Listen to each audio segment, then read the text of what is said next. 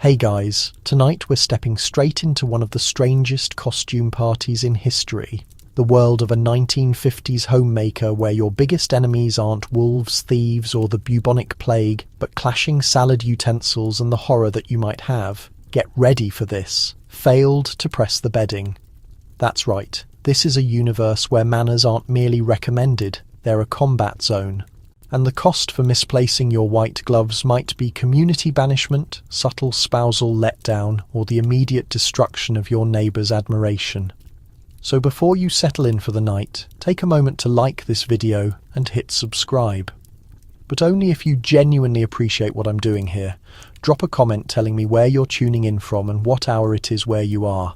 Now lower those lights, turn on a fan for some gentle, non-critical background sound, and make yourself cozy. Maybe pile up some ornamental cushions around you for that genuine 1950s atmosphere. Let's stop for a second. Have you ever thought about what it truly meant to exist as a post-war homemaker? How many glove pairs were required just to prepare breakfast? Did an etiquette guide exist for consuming gelatin with suspended fruit pieces? What would happen if your dress length was off by a quarter inch? Would they cast you out for presenting canned broth at a dinner gathering? Or did that demonstrate contemporary refinement? Could you endure a Tupperware gathering without fainting from courteous enthusiasm? Would you prefer confronting a medieval beast over justifying to your husband's mother why your drapes and table linens don't coordinate? And so, congratulations. You've just awakened in a ranch-style house somewhere in 1956. The vinyl flooring is sparkling, your pearls are fastened, and your coffee probably contains just a hint of existential anxiety. Best wishes. Before you can even prepare breakfast, you're already confronting a fabric predicament. Which gloves? For what situation? There's a glove for worship services, a glove for the market, a glove for cleaning the piano keys, and if you're particularly bold, a shockingly brief glove for evening drinks. Each pair is less about temperature and more about quietly broadcasting that you understand the regulations and, more significantly, that you can identify an error at 20 yards. Leaving behind your gloves is like arriving at the office without trousers, except the people next door would definitely take notice. This time, let's establish the scenario. It's 7:30 in the morning, the sunshine is streaming courteously through your kitchen window coverings, and you're already examining a collection of gloves arranged on the entrance table, all flawlessly ironed and filled with the quiet disapproval of a million ancestors. Somewhere behind you, the radio is whispering about Eisenhower and the advantages of tinned pineapple. But you face larger concerns. Today is Sunday worship day. That requires the white leather gloves, wrist height with small pearl fastenings that taunt you with their self-satisfied, impossible-to-secure hopefulness. You slip your fingers inside, attempting to appear calm while internally battling a strip of elastic that would prefer to break than cooperate. But perhaps it's Tuesday rather. Market day. Suddenly the white gloves are completely inappropriate, and you're selecting pale tan, something sensible but not overly sensible. Too robust, and you'll appear like you're planning to hold up the meat counter. Too fragile, and you'll become the subject of the vegetable section. For additional credit, you could match your gloves with your purse, your footwear, and your general aura. I have not wept in the storage room this week, thank you kindly. Now let's discuss the cleaning glove. Indeed, it exists. In the 1950s, domestic work isn't merely about achieving cleanliness. It's about accomplishing it with style, grace, and the subtle fragrance of lemon pledge. The appropriate glove for dusting is cotton fabric, ideally beyond its best days, but still clean enough that you wouldn't be embarrassed if the postal worker glanced through the glass. You never dust with uncovered hands. Ungloved dusting is a pathway to disorder, an indication that you have abandoned civilization and likely abandoned yourself. Then you have the driving gloves, not exclusively for men racing down the road in a Studebaker, but for women handling the countless tasks that 1950s suburban life requires. Driving gloves are incredibly soft, frequently perforated for air circulation because nothing expresses sophistication like ventilated finger joints. These are designed to shield your delicate hands from the steering wheel, which during summer could function as a cooking surface. Leaving behind your driving gloves could mean reaching the post office with palms as crimson as a shellfish and as standing as someone who simply doesn't make sufficient effort. Next comes the celebration glove, somewhat shorter, potentially in light colours. These gloves are entirely about displaying your playfulness, but not excessively playful. If you don these before 5 in the afternoon, prepare for disapproving looks from anyone past 50 years old. Don them after 8 in the evening and you're conveying a signal, perhaps, that you've perused a publication from Paris, which is both exciting and slightly questionable. Don't overlook the gardening gloves. These are technically gloves, but in the manner a bath towel is technically dressy attire. Nobody genuinely expects you to display them publicly, but you absolutely need to possess a pair. Just if someone inquires about your flowers and you need to demonstrate you've never handled real soil.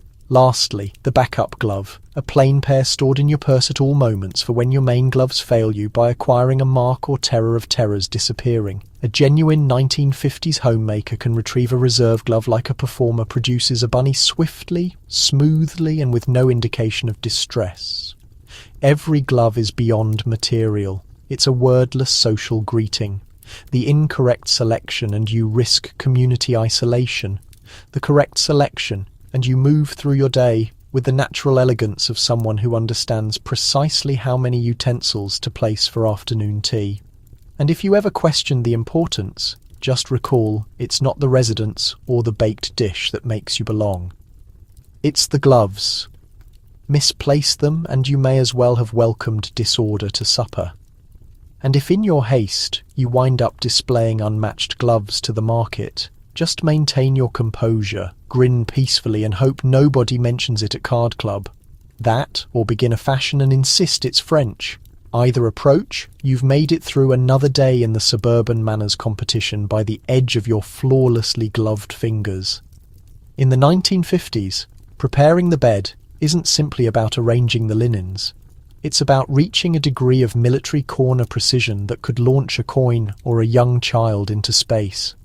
Heaven forbid the bedspread be creased after 8 in the morning. You'll need to redo it before your husband returns home, just in case he's joined by unexpected religious visitors or the women's committee. The risks? Household respectability and perhaps a back injury that will trouble you for years. Let's establish the setting. The alarm rings at a courteous but persistent 6:30 in the morning, and before you've even sipped coffee, you're in the bedroom, studying the bed as if planning for a tactical mission in the 1950s. The bed is not simply a furniture item. It is the shrine upon which your standing as a homemaker is either blessed or destroyed. The linens must be as sharp as your social expression, and the bedspread must be so level it catches sunlight in a manner that declares no youngsters or spouses have disturbed this since 1947. Initially, you remove the linens with the exactness of a brain surgeon. No bunched edges, no remaining creases.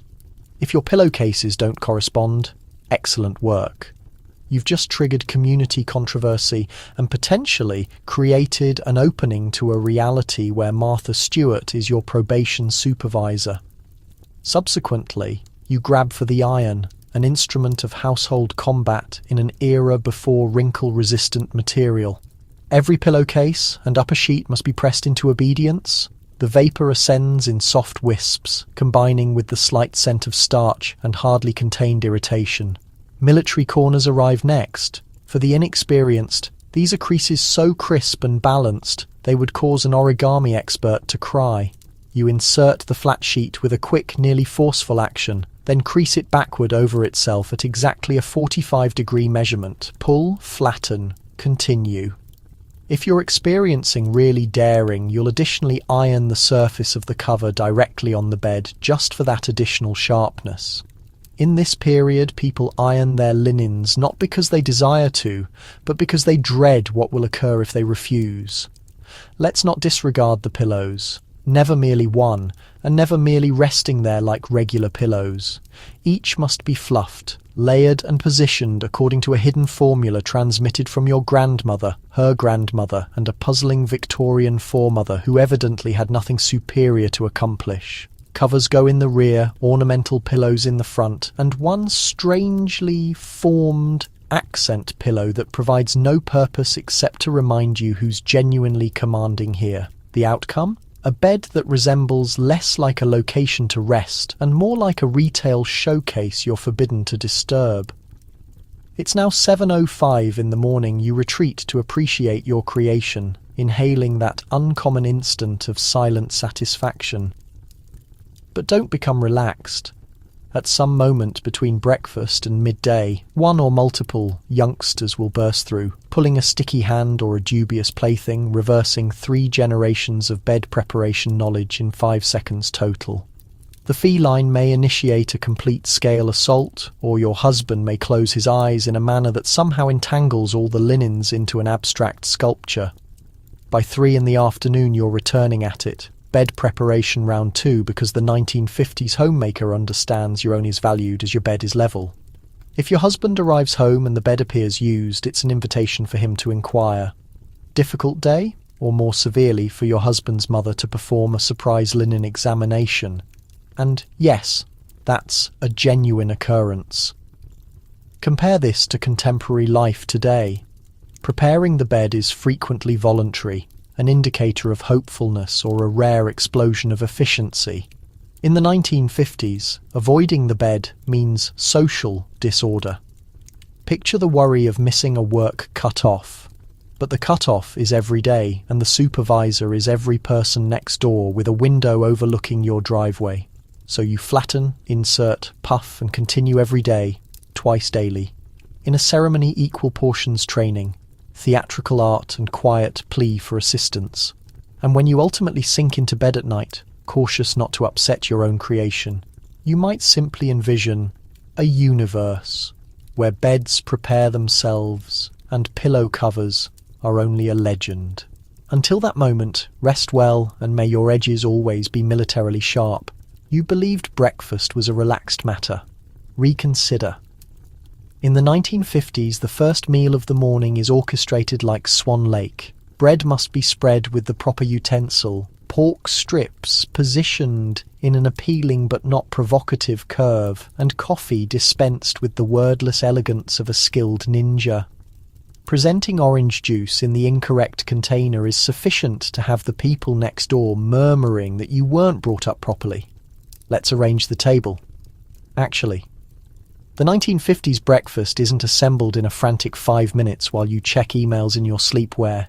It's an occasion, a ceremony, a daily exhibition of composure and accuracy. You awaken before everyone else, move to the kitchen in your morning robe, never a shabby wrap. What are you? An artist? And commence the morning show. The table is arranged the previous night. Tablecloth level as a pool table. Napkins sharply creased. Dishes flawlessly positioned. The flatware is so shined you can nearly observe the tension in your own reflection. Now the sequence of actions is essential. You cannot, under any conditions, place out the butter before the bread is essential. Prepared? This would trigger social disorder and potentially the fury of your own mother's spirit. Bread is a grave matter. White loaf, lightly toasted, never charred, must be promptly moved to a waiting stand to avoid mushiness. Mushy bread is the indicator of the negligent. Your standing and potentially your position in the household will relies on maintaining it crispy. Subsequently comes the spreading. Never ever with the supper knife and absolutely not with a spoon. There's a specific butter knife, frequently engraved, potentially passed down, and definitely stress-producing. Butter must be presented in a chilled ceramic container, never left to deteriorate in its packaging on the surface like some peasant's margarine. If the butter is excessively firm, you pause. You never scrape at it. Scraping at the butter is how you wind up isolated with an unfortunate haircut. Pork strips, meanwhile, are not merely thrown onto the dish, It is positioned curved indeed, but not excessively curved. Or it transmits a signal you do not desire to transmit at 7:30 in the morning. If you believe this is excessive, recall in the 1950s, you're not merely preparing breakfast, you're preparing a declaration. And the declaration is, observe, I have defeated both physics and cholesterol. Eggs, if you're presenting them, arrive with their own additional regulations. Mixed eggs should be light but not liquid, yellow but not oddly vivid. Nobody relied on an egg that appeared too excited. Cooked eggs must have the centre flawlessly positioned poached eggs. Avoid. Not unless you're ready to justify yourself to the local women's organisation. Let's not even begin on cereal.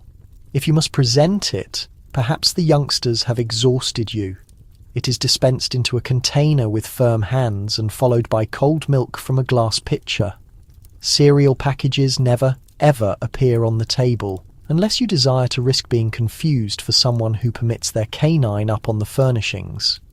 Juice is presented in a particular container, brief and wide for orange juice, tall and refined for tomato. Grapefruit is presented in its own divided container with a delicate serrated utensil that only emerges for this single function. It's conceivable that more time is devoted polishing this utensil each year than is devoted consuming grapefruit, but that's irrelevant. Lastly, coffee. This is the genuine ritual. Coffee is dispensed for others initially, not yourself. Manners above stimulation. Always, sweetener and cream are presented, not presumed. The container is turned so the grip faces the visitor, not yourself, a minor but vital act that divides the simply courteous from the genuinely refined. All of this is performed with a silent intensity. The youngsters must be clothed and dispatched to school. The husband must leave for the workplace, assuming himself to be the most fortunate man existing. And you must confront the day understanding you survived yet another breakfast without destroying the delicate harmony of suburban life. So the following time you seize a breakfast bar on your path out the entrance, recall you are a revolutionary, a trailblazer, a nonconformist in exercise pants. And as for the bread, it will never criticize you. Unlike, let's say, the Women's Committee, you haven't genuinely experienced life until you've arranged to receive your spouse home like a lesser royal.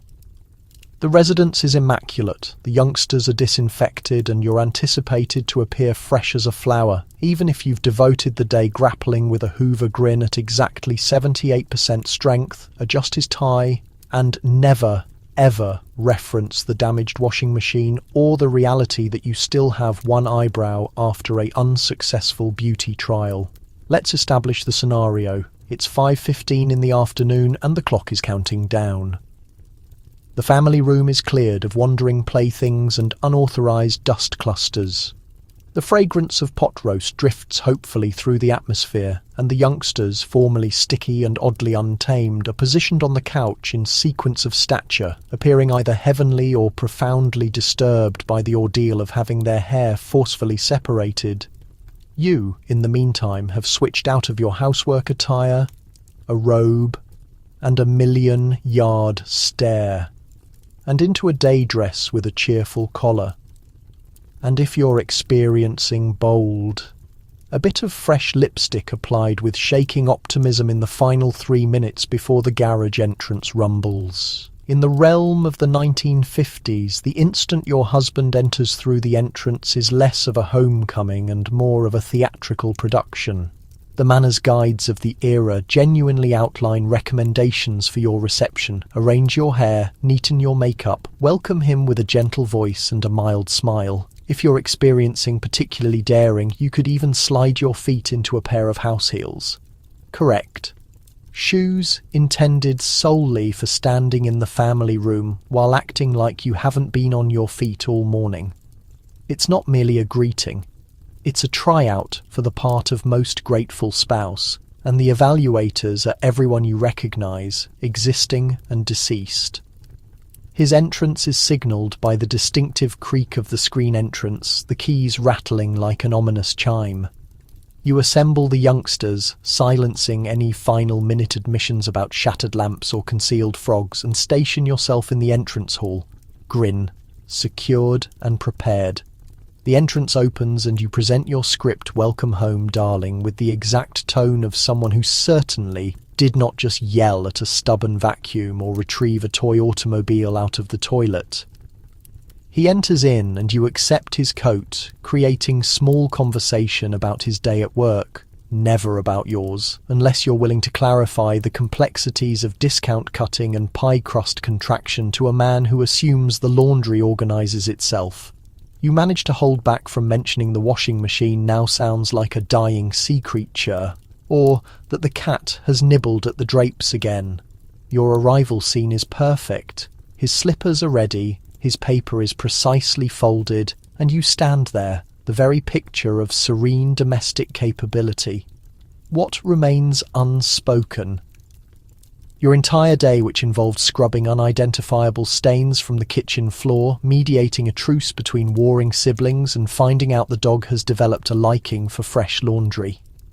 Etiquette, however, requires total composure, so you reserve the true agony for after the evening meal, preferably confided to a close friend, accompanied by a strong drink in the backyard seclusion. The children contribute with a cheerful, "Welcome home, Daddy," delivered in unison if you remembered to secure their cooperation with the promise of dessert. Any break from the script, a sigh, a troubled expression, a question about a missing allowance, is instantly diverted with a diplomat's grace. The objective is to showcase a peaceful, loving home, free from arguments, dirty cookware, or genuine emotional honesty. If you look at this scene through a modern lens, it's hard not to find it amusing. Today, the usual homecoming is a flurry of book bags, a barking dog, someone yelling about dinner, and at least one person video conferencing from the kitchen. But in the 1950s, the welcome was a sacred ritual, a carefully choreographed sequence where every movement, every smile, every word was rehearsed until it became automatic. Once it's complete and he is settled with his footwear and newspaper, you can finally relax. You've navigated another staged performance, and whether your eye makeup is smudged or you appear completely fresh, your energy is quickly running out. Just remember, no one can sustain the act indefinitely. Yet, in the 1950s, you absolutely had to try, at least until after the sweet course. Hosting a coffee for the neighbourhood ladies means preparing for an etiquette obstacle course. Your cups must match, your biscuits must be homemade or expertly disguised store-bought ones, and you must strictly avoid any topic that isn't simultaneously inoffensive and subtly critical. Keep in mind, decaf is for those who are frail, and instant coffee suggests a surrender to despair. Everything begins at 9:45 a.m, long before the actual knocking on the door. You're already feeling the heat, your hands unsteady as you stack the fine tableware, pairing the floral cups with saucers so delicate they seem to crack if you look at them the wrong way. Any slight flaw, a hairline break or faded pattern, is quickly moved to the back of the cabinet next to the novelty holiday mugs you pretend you don't possess. Each tiny spoon is buffed to a dazzling shine. The sugar is piled high, the cream is chilled, and the coffee is brewed to the exact strength your grandmother would endorse, potent enough to clear away both exhaustion and minor domestic regrets.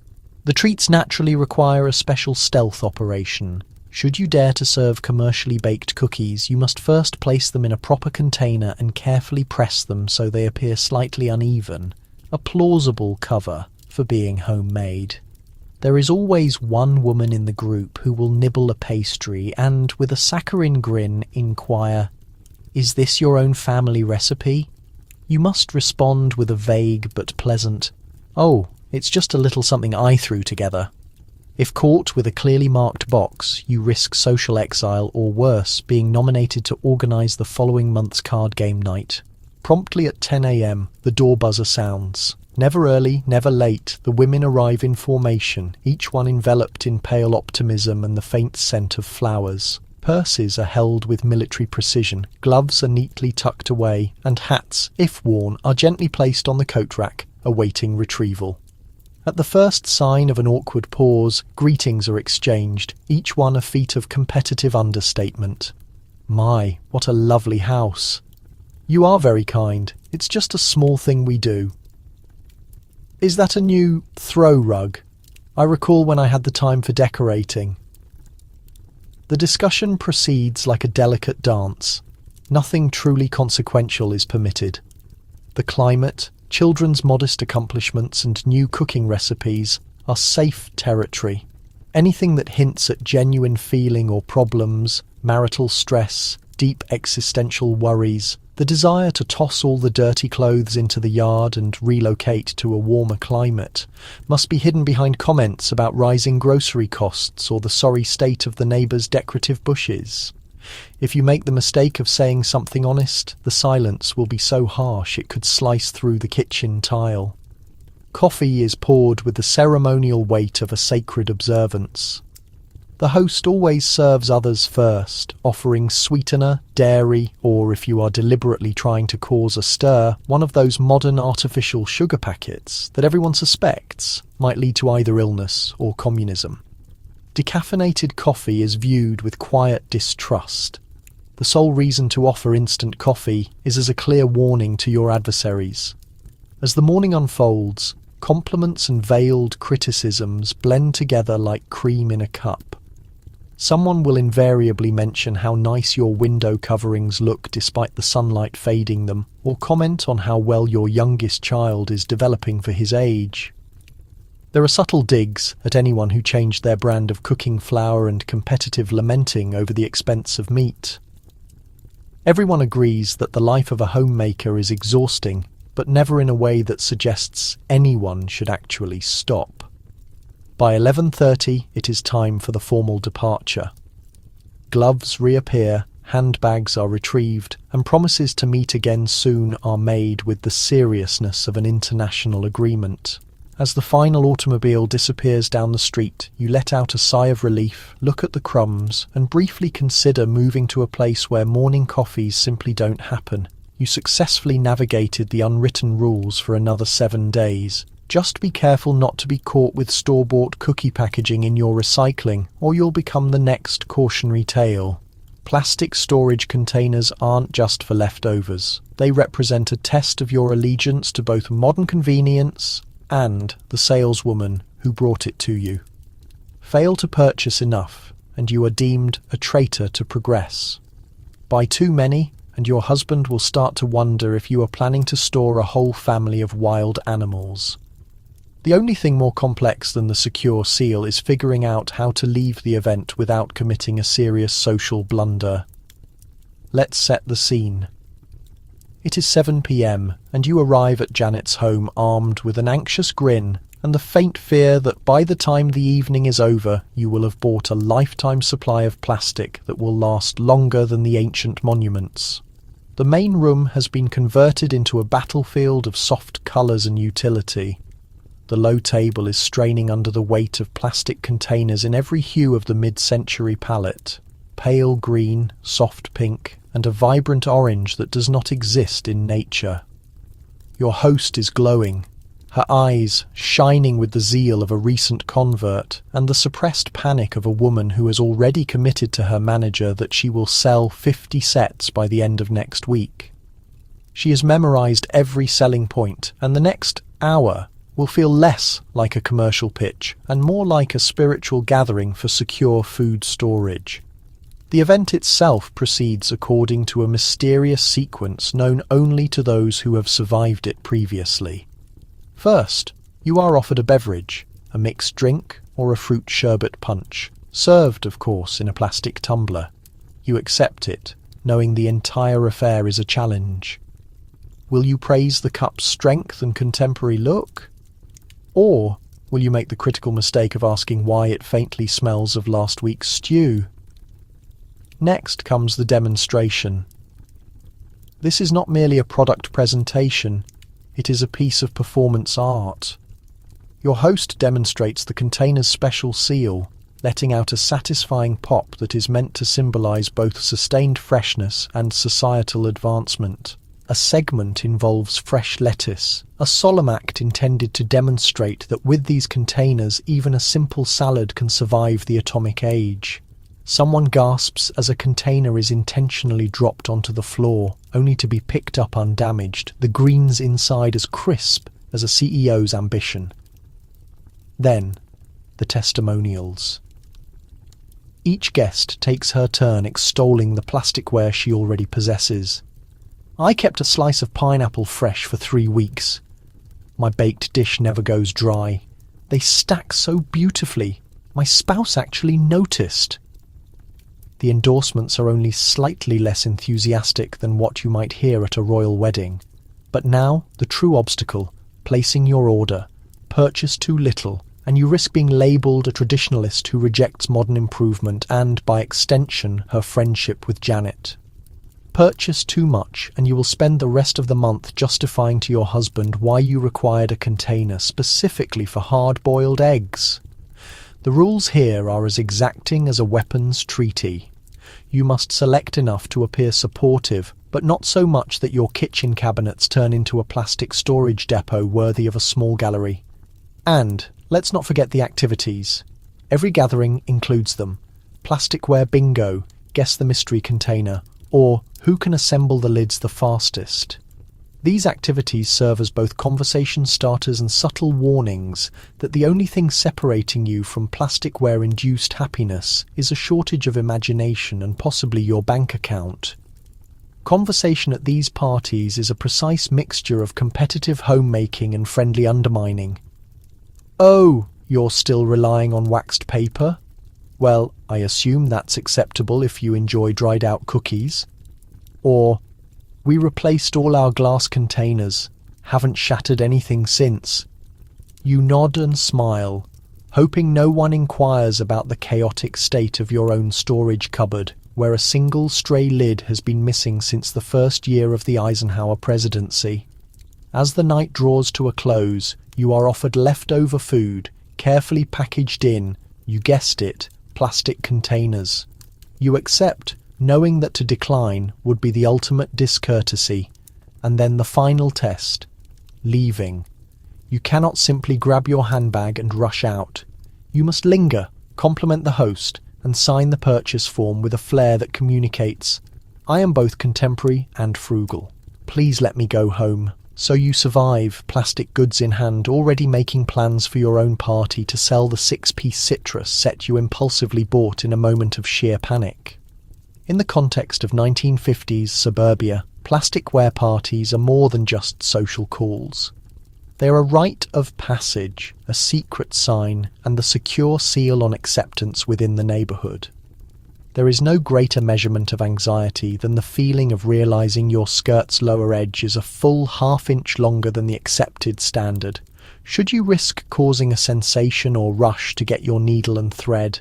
Neighborhood housewives can judge to the millimeter with just a glance. In the 1950s, a drifting hemline is not merely a mistake in style. It is an open invitation for unrequested commentary from every woman over 40 within a 5-mile area. You begin your day innocently enough, slipping into a dress you are certain passed inspection last week. But then, catastrophe strikes. A quick look in the hall mirror shows that overnight the lower edge has somehow moved upwards. What was fashionable is now dangerously old-fashioned. Your heart pounds. Do you take the chance? Is it worth enduring the judgment? Or do you make a frantic dash for your emergency mending supplies, praying you can shorten the skirt before the school bus comes around the corner? In 1950s suburban society, skirt length is less about personal preference and more about surviving a public vote.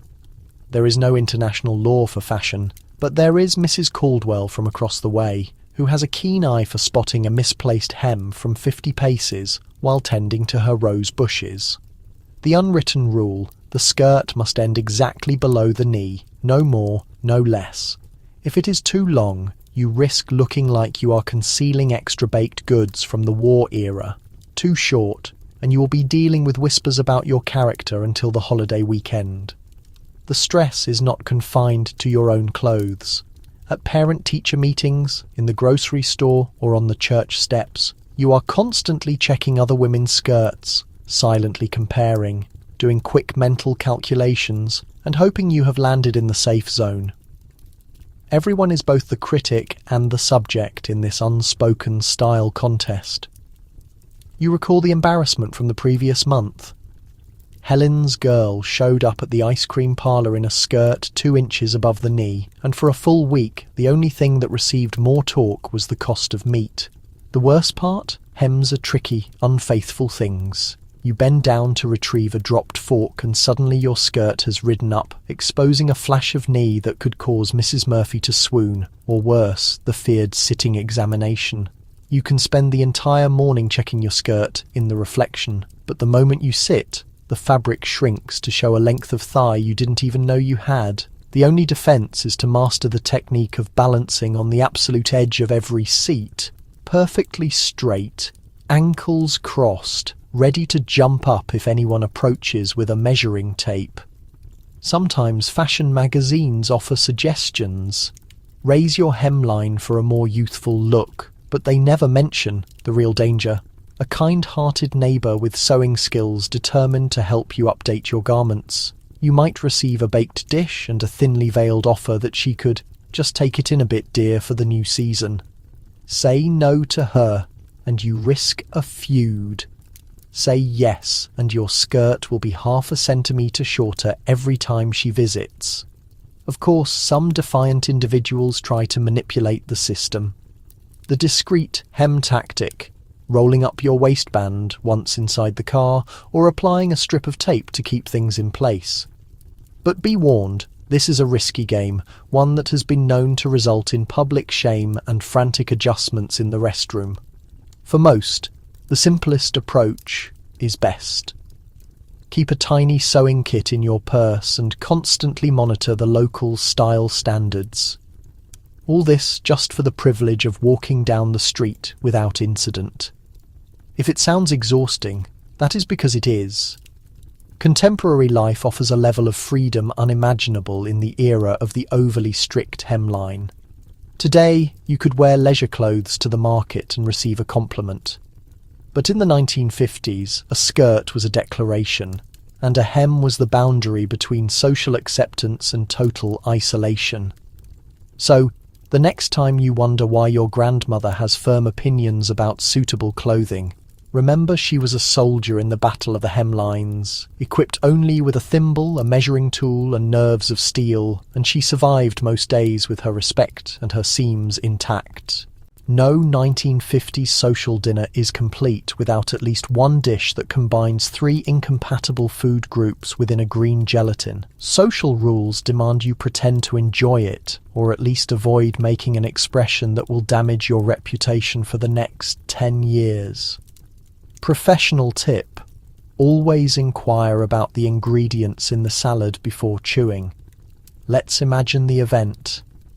The front door rings exactly at 6 p.m, signalling the start of an evening where both the baked dishes and the discussions will be tested for their pleasantness.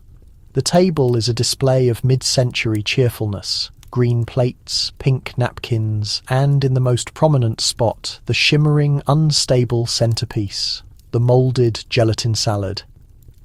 It sparkles under the light fixture with a promise that is equal parts optimistic and menacing.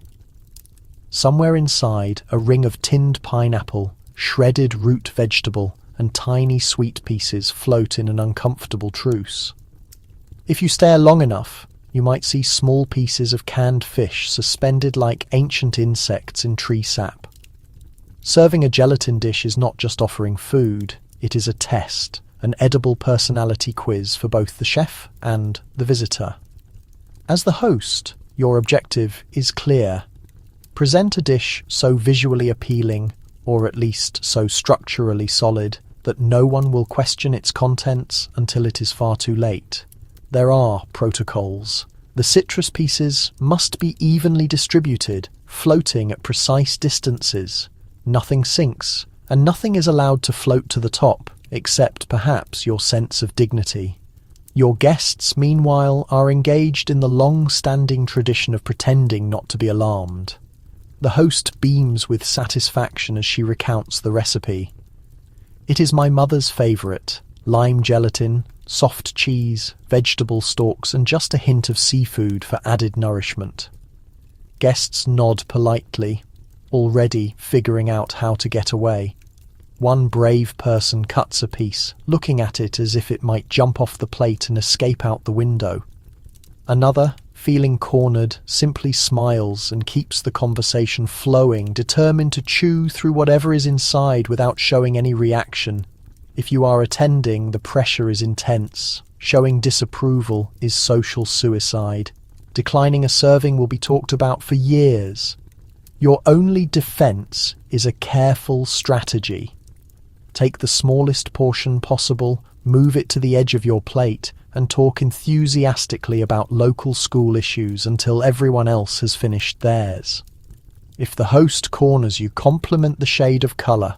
Such a lovely green, or the firmness of the mould. How does it keep its form so well? But never, under any circumstances, ask about the flavour. There are experts in evasion in every community, homemakers who have perfected the skill of accidentally dropping their moulded salad on the rug or of hiding mouthfuls under a napkin.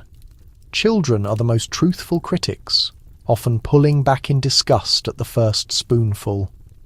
But the rest of us must persevere, chewing resolutely through every soft bite, quietly wondering who first looked at a packet of green gelatin and decided, "You know what this needs? Canned fish." A modern comparison. Imagine if at every holiday dinner it was considered appropriate to serve a dish that combined grilled meat, sweet dessert, and leafy greens, and everyone simply went along with it.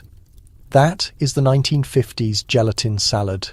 No inquiries, no refusals, just the silent consensus that this too is a sign of societal advancement. Of course, occasionally the gelatin is actually pleasant. The standard red fruit with mixed canned fruit, or orange with small citrus slices. But there is always the lurking threat beneath the shimmering surface. The most daring hosts of the period took pride in their originality.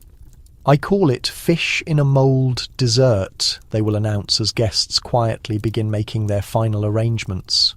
If you manage to swallow it, you have secured your place in polite society for another season. If not, you will be the topic of cautionary tales at the card games.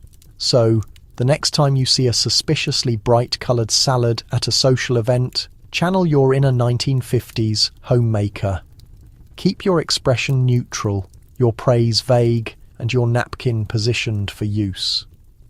Because in the world of gelatin-based social rules, survival is not about enjoying the moulded salad. It is about pretending that you did and living to share the story, preferably at a dinner where the salads are less risky.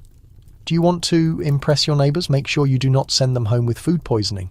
From eggs with mayonnaise left out all afternoon to the dubious baked dish your relative left on the porch, every social meal is a delicate balance between welcoming guests and biological danger. If no one contracts a serious illness, you have done well. Let's prepare the dinner table. It is the end of the work week, and the atmosphere is heavy with anticipation and the scent of creamed chicken. You have spent the entire day washing, baking, and hoping the cooking appliance does not break down. The table is set, the centerpiece is sparkling, and the serving area is filled with every recipe you could locate in popular home magazines.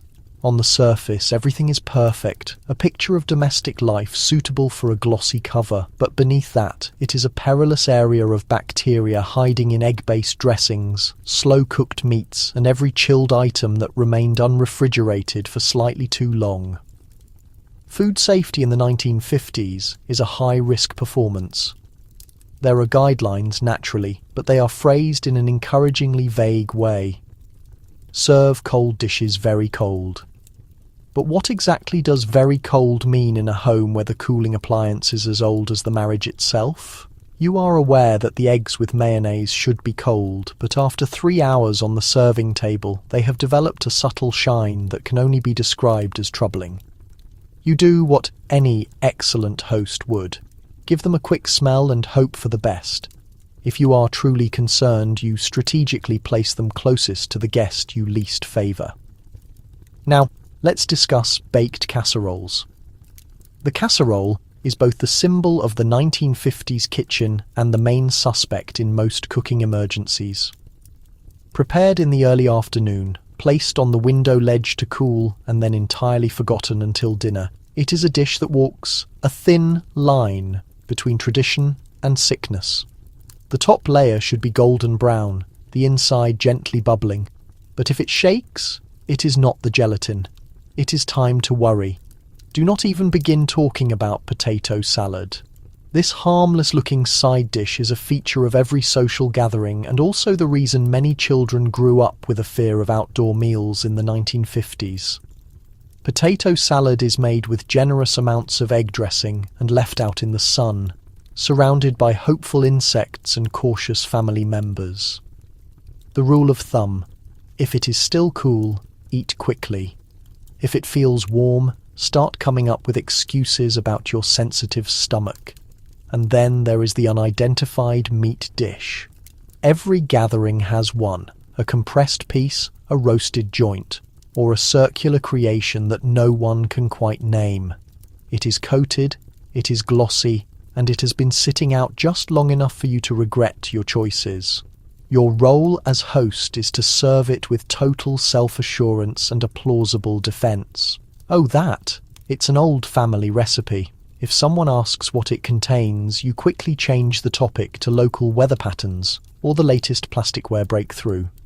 Your kitchen defense includes exactly two tools against disaster: clear plastic wrap and the refrigerator. Clear plastic wrap, newly invented and used with enthusiasm, is stretched over every container and tray in the hope it will stop both germs and rumours.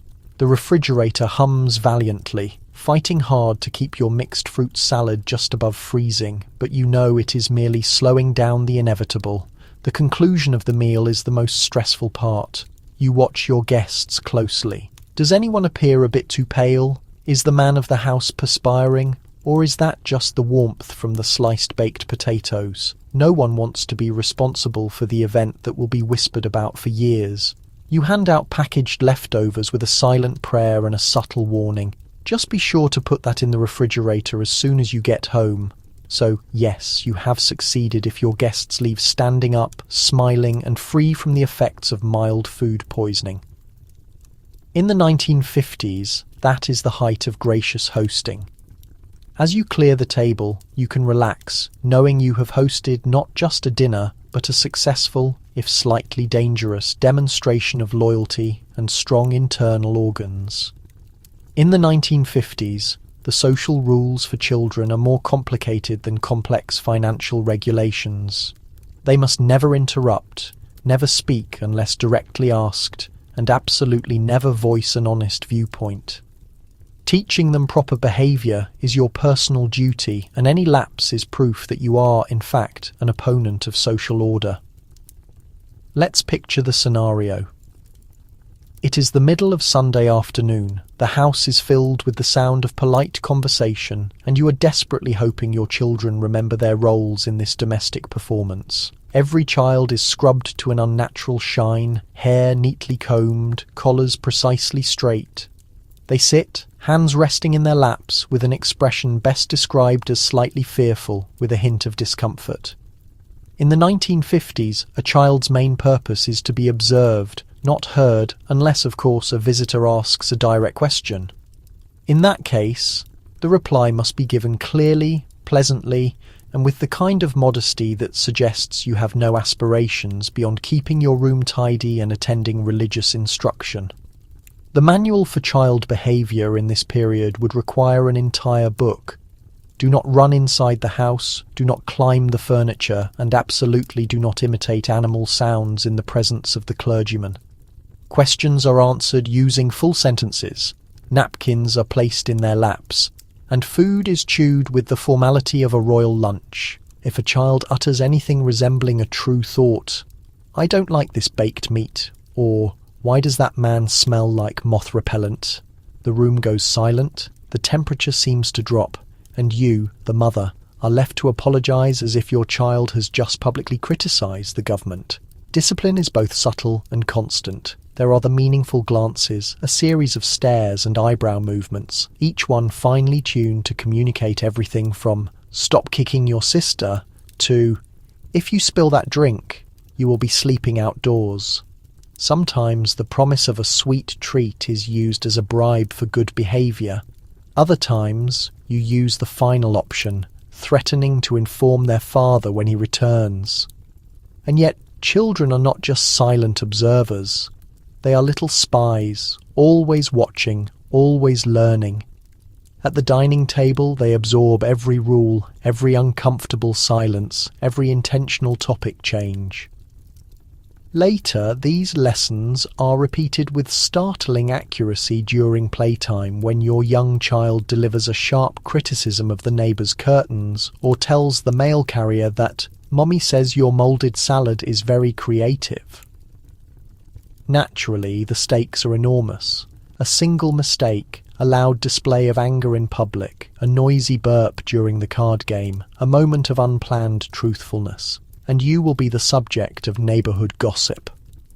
"Did you hear what happened at Margaret's house? Her boy asked for a condiment with the roast. Condiment with roast beef?" You will be reminded of this through a series of gentle but persistent anecdotes about the older days when children knew their place and mothers used cleaning products for more than just washing hands.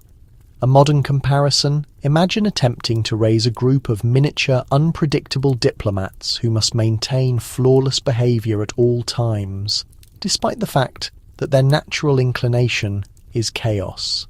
And yet any lapse in parenting is viewed not just as a failure in control, but as a moral shortcoming, an early indication that your family is headed for disaster, filled with rhythmic music and unregulated sweets. Still, despite all the pressure, something positive emerges.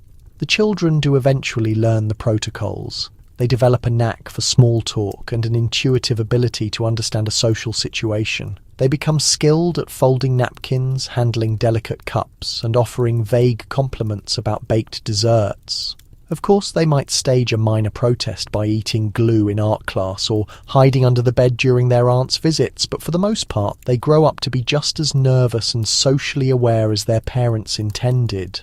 So, the next time you see an old photograph of smiling, perfectly behaved children lined up neatly, remember the unspoken reality. They are watching, they are judging, and somewhere they are quietly planning their next great escape from etiquette. In the 1950s, good manners are everything, and the most challenging critic in the room is always your own child. Answering the telephone is not merely communicating, it is a theatrical production. Your initial greeting must be clear, your tone upbeat, and under no circumstances may you admit you are in the middle of bathing or, unthinkable, sitting down to relax. And if it turns out to be a wrong number, you must apologise, as if you personally caused the collapse of global order. Let's move to the hallway, where the shared family phone rests on a small piece of furniture, often beside a notepad kept exclusively for important messages and complex drawings. The phone itself is a heavy, comforting and reliable turning dial model, a shade that can best be described as pale yellow or government-issued light brown. The piercing ring cuts through the house like a starting gun. There are no personalised sounds, no silent mode, no way to avoid the fact that someone, somewhere, urgently needs to speak with you. You must not delay. Rushing to answer the phone is simply expected. If the phone rings more than 3 times, the whole house is instantly filled with worry. What if this is a real emergency? What if it's that Mrs. Flanders sharing the newest church rumours? What if it's the milkman calling to report he is stuck in your drive again? Every additional ring ratchets up the tension. By the time you answer, your pulse is racing and you have completely forgotten your own name. But you absolutely cannot allow that nervousness to show. Gently raising the handset, you draw a slow, soothing breath. You exhale and then deliver your formal introduction. Never simply hello, but always, Good morning, Tyson residents. Ray speaking, with a level of clarity that implies you have been waiting by the phone all morning, calmly organising your recipe cards by alphabetical order. If you are out of breath, you must cleverly conceal it. If you were busy vacuuming or had your hands covered in bread dough, you can never admit to it. The perfect impression must be maintained.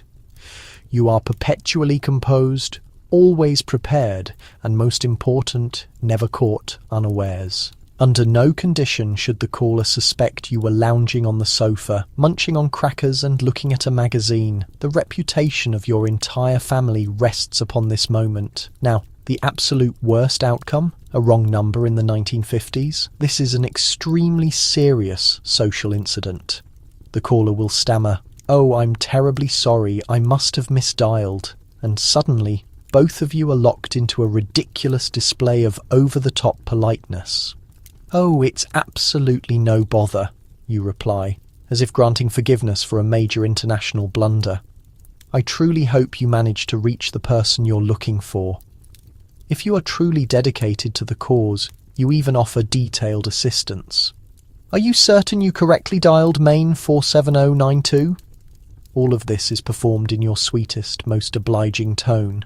You gently hang up and finally sigh, concerned that you might have unintentionally offended someone, because being known for telephone rudeness is total social disaster. The story will spread at Bridge Club. She actually snaps at callers, or she just doesn't sound very cheerful. And suddenly your invitations to morning coffee get noticeably scarce. Naturally, the telephone is not a private thing. Every single conversation is public, at least within the walls of your own home. Children are immediately hushed, the radio is instantly turned down, and the dog is quickly banned to the backyard. Your half of the talk is a performance for an audience, your husband, your kids, and perhaps even the neighbour peeking through her window, since she knows exactly when you receive phone calls, and from whom. If the call is for another member of the family, transferring it is a complex handoff. "Just a moment, please," you say, then rush off to quickly locate the correct person. If you take too long, you must apologise twice. Once to the caller, and then again to the intended recipient for forcing them to wait. God help you if you lose the connection or, worse, accidentally hang up the phone. It instantly becomes a huge family disaster, perfect for retelling at the Thanksgiving table. Compare that to today, when answering a call is a surprising event often met with suspicion or even outright annoyance. Back then, it was both a duty and a well-practiced custom. And heaven forbid anyone answer with a simple, curt, "yeah." You'd probably have to relocate. So, the next time you see an old rotary phone in an antique shop, take a moment to stop. Remember a period when every call was a test of manners, every wrong number an opportunity for elegance, and every initial greeting a small, perfectly executed scene on the grand stage of suburban decorum. There is no feeling of panic quite like the sight of a neighbour's car unexpectedly pulling up. Are you wearing proper shoes? Is the house neat enough? Are you actually wearing real clothing? If not, you have perhaps 7 seconds to achieve an appropriate level of presentability or literally fail in the attempt. It's 2 o'clock in the afternoon, the sacred quiet time when the house is finally all yours. You are completely absorbed in the meditative ritual of sorting laundry, perhaps wondering if matching socks is truly necessary. Or maybe you are halfway through a much-deserved cup of coffee and a chapter of the latest Reader's Digest. Suddenly, through the kitchen window, you spot it. The shine of chrome, the familiar light-coloured paint, the distinct rumbling sound of Mrs. Allen's station wagon. She is slowing down to a stop right in front of your driveway, and she is not by herself. Her daughter and a mysterious pie-shaped package are visible in the back seat. Your blood runs cold. It is absolutely too late to hide. You have been spotted. Time seems to slow down. By your frantic estimate, you now have under 10 seconds before she is ringing your doorbell. You immediately leap into action, a flurry of barely contained hysteria. Shoes. Where are those shoes? Why are they never where you put them? You briefly consider answering the door barefoot, but then recall last week's scandal about Mrs. Patterson's scandalous lifestyle and how it all began with her opening the door in simple slippers. Next is the living room. You race past the sofa, snatching up stray magazines and a single sock of mysterious origin. The coffee table is covered with the children's crayons and the remnants of last night's popcorn. You sweep it all into a nearby drawer, praying it does not burst open when you pull it out. Next, the vacuum cleaner is deliberately left standing in the corner, a subtle suggestion that you are constantly cleaning, not just right before guests arrive. You switch it on for a second for dramatic effect, letting the gentle whirring sound indicate that perfect order is maintained here, at least for the next 5 minutes. Then there is the urgent question of your own appearance. Are you still wearing your laundry clothes, otherwise known as yesterday's housecoat with questionable jam spots? Panic sets in. You quickly tie on a clean apron and hastily apply a touch of lipstick. Nothing broadcasts domestic capability like lipstick rapidly smeared on in the hall mirror. You quickly run a hand through your hair, smooth down your skirt, and attempt to look completely calm as if you have spent the entire afternoon planning for this surprise social visit. By now, the doorbell is chiming. You take another deep breath. You inhale, fix a wide, delighted to see you smile, and open the door with a greeting that tries to sound casual, definitely not breathless. "Oh, what a truly wonderful surprise," you exclaim, hoping your voice does not give away the absolute terror still bubbling just below the surface. Mrs. Allen steps inside, her eyes carefully examining the room like a military inspector. You desperately hope she will not notice the sock barely visible under the sofa or the faint smell of burnt toast still lingering from breakfast. Her daughter stands quietly in the entryway, clutching the mysterious pie, possibly as a true test of your hospitality or your skill at producing clean forks on a moment's notice. The entire conversation is a dizzying blur. You offer coffee, even though the pot is empty and the only available mugs are chipped, or even worse, do not match. You silently pray that the good sugar bowl is not still in the dishwasher and desperately hope that no one needs to use the guest bathroom, which you have not looked at since last Tuesday. As Mrs. Allen talks about the upcoming church bake sale, you nod with enthusiasm, all the while quickly calculating how long it will take her to notice you have not dusted the top of the television set. Every passing minute feels like a major test of your home. Your children, who are hopefully unseen, perhaps hiding in the linen closet, and your ability to maintain the careful illusion that everything is always, always perfectly under control. Finally, with a flurry of polite goodbyes, the visit is over.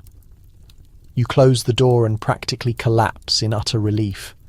You have survived the unholy dread of the unannounced visitor, a common suburban ritual, an intense adrenaline rush, and concrete proof that sometimes being a 1950s housewife is less about proper etiquette and more about just surviving the social trial, with your dignity and your lipstick mostly intact.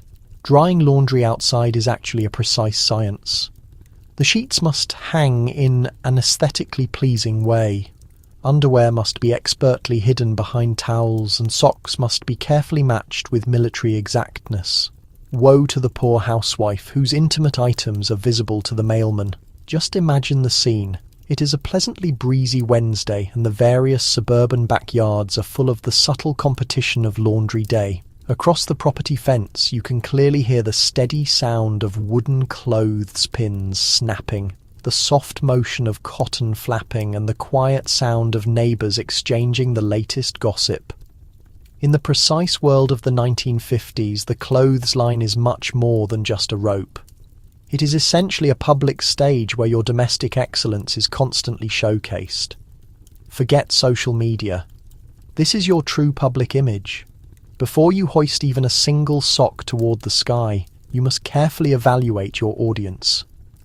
Mrs. Parker is carefully trimming her rose bushes, openly observing your technique over the fence. The mailman, dependable as the rising sun, is making his rounds, prepared to pass silent judgment. The kids from next door are watching, hoping a strong gust of wind will carry someone's bloomers into a tree. The pressure is intense and the rules are unwritten but absolutely unbreakable. First come the sheets. They hang up front, in the centre spotlight, and they must be perfectly straight, not a single crease in sight.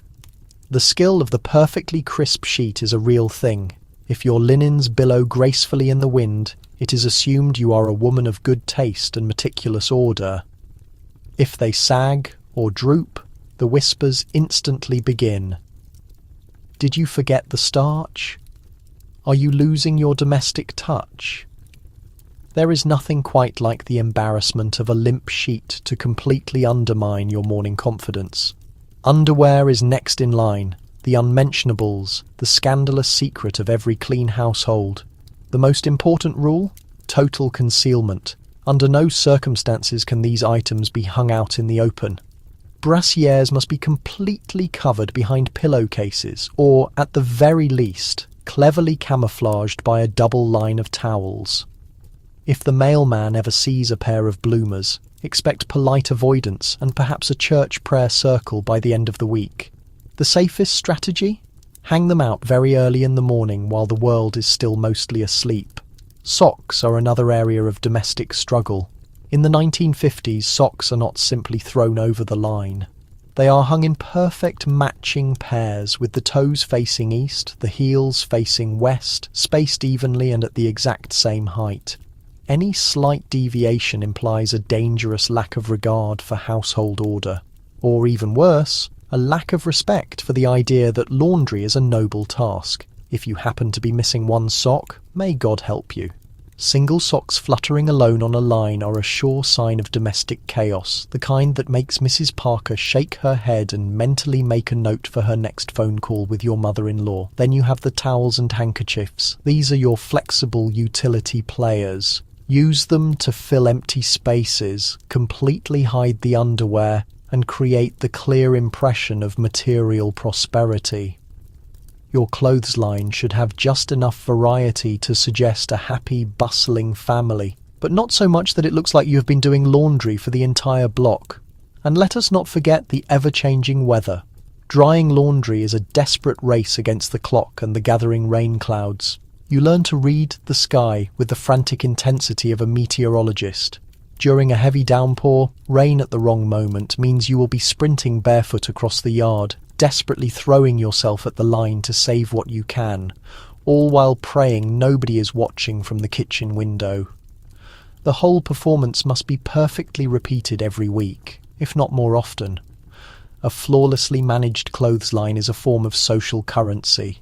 It is your way of communicating to the neighbourhood that you are absolutely on top of things, even when everything else, the children, the casseroles, the family budget, is precariously close to falling apart. So, the next time you see a line of perfectly crisp sheets waving in the sun, remember the silent rules behind it. The 1950s clothesline is both a form of art and a source of deep anxiety, a silent performance of cotton, order, and quiet community judgment. One mistake, and you become the topic of conversation on the block. One perfect line, and you are crowned the queen of suburban order, at least until the wind shifts direction. Maintaining appearances is less about personal satisfaction and more about fighting an endless passive-aggressive conflict with your next-door neighbours. The lawn must be freshly trimmed, the roses must be carefully dead-headed, and heaven help you if your dandelions dare to cross the property boundary. In 1950s suburbia, the grass is not only greener on the other side, it is considered a direct personal challenge to your entire existence. The first rule of the neighbourhood is that you are constantly being observed. Mrs. Jensen, 3 houses down, peers through her lace window treatments with binoculars that are usually reserved for bird watching. Mr. Tompkins just happens to stroll by right at dawn, his hands clasped behind his back, silently counting which lawns were last mowed and which are dangerously close to becoming unruly. Your own day begins with a careful survey of the area. Coffee in one hand, you methodically scan the entire block. The opposition, I mean the neighbours, are already outside, squinting at their flower beds, wielding small trowels like weapons. The air is thick with the scent of fresh-cut grass and competitive apprehension. You spot a single dandelion bravely raising its sunny head at the edge of your walkway and feel a wave of dread run through you. You immediately snatch it up with the same urgency you would use to disable a live bomb. One dandelion can quickly turn into 20, and soon you will be living in the botanical equivalent of a horror story. The unspoken rules of proper lawn care are as complicated as a game of chess, but much more physically exhausting. The grass must be short, but not so short that it looks desperate for water.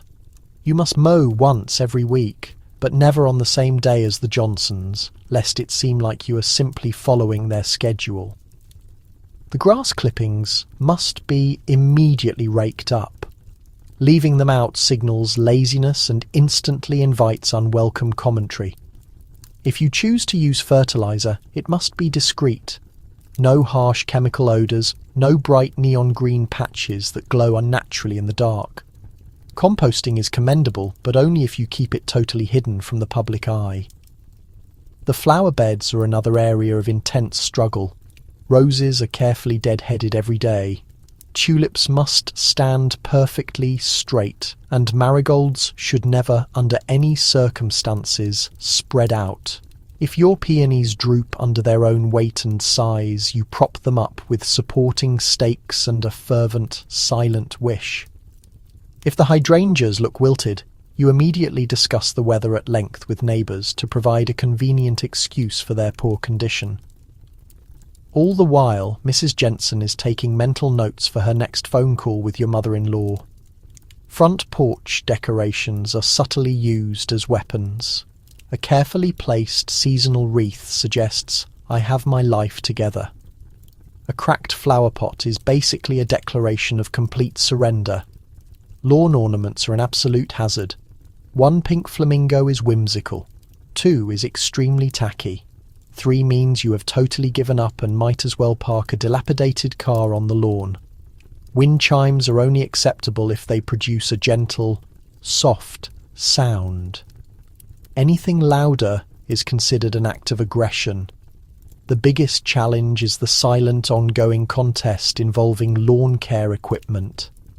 The day Mr. Tompkins proudly unveils his brand new push mower with gleaming chrome accents, a palpable shockwave ripples through the entire neighbourhood.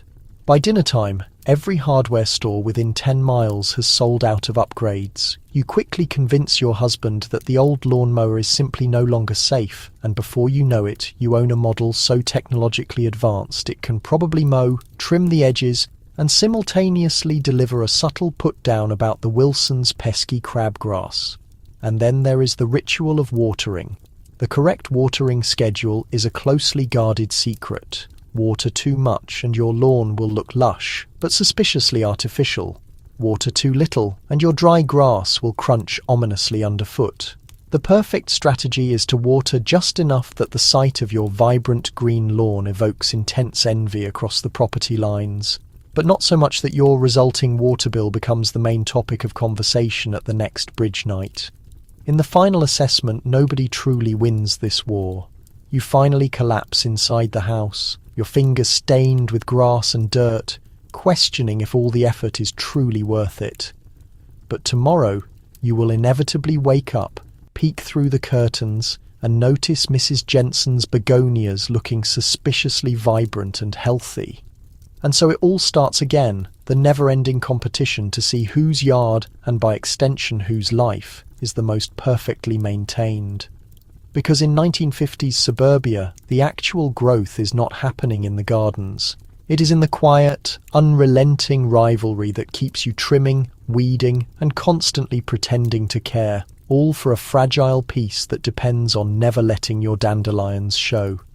Grocery shopping is less about the simple act of buying food, and more about carefully navigating a complicated obstacle course of acquaintances, social rivals, and the store manager who is definitely judging your choice of margarine. Proper etiquette demands that you smile, nod politely, and never, ever purchase more than 2 cans of Spam at the same time. It is Tuesday morning, and you are prepared with a carefully starched shopping list, a practical handbag, and an intense desire not to accidentally encounter Mrs. Johnson before you have done your hair. You step into the harsh fluorescent glow of the neighbourhood market and immediately detect the subtle tension in the atmosphere. Every woman here is present for the exact same reason as you are, to be observed and to maintain the appearance that she is completely unconcerned about being observed. The very first challenge is the produce section. Bananas are meticulously inspected for the exact level of ripeness. Apples are firmly tested for crispness, and the citrus fruit must be rotated and sniffed as if you were trying out for a role in a detective show centered around fruit. Etiquette dictates that you must never squeeze more than 3 avocados or take the last available item of anything. Reach for the final bunch of parsley, and you risk a freezing glare from Mrs. Jenkins, who, as everyone knows, loudly claims she prepares the finest chicken salad in the entire town. Next, you navigate the confusing labyrinth of the canned goods aisle, where temporary alliances are often made and quickly broken.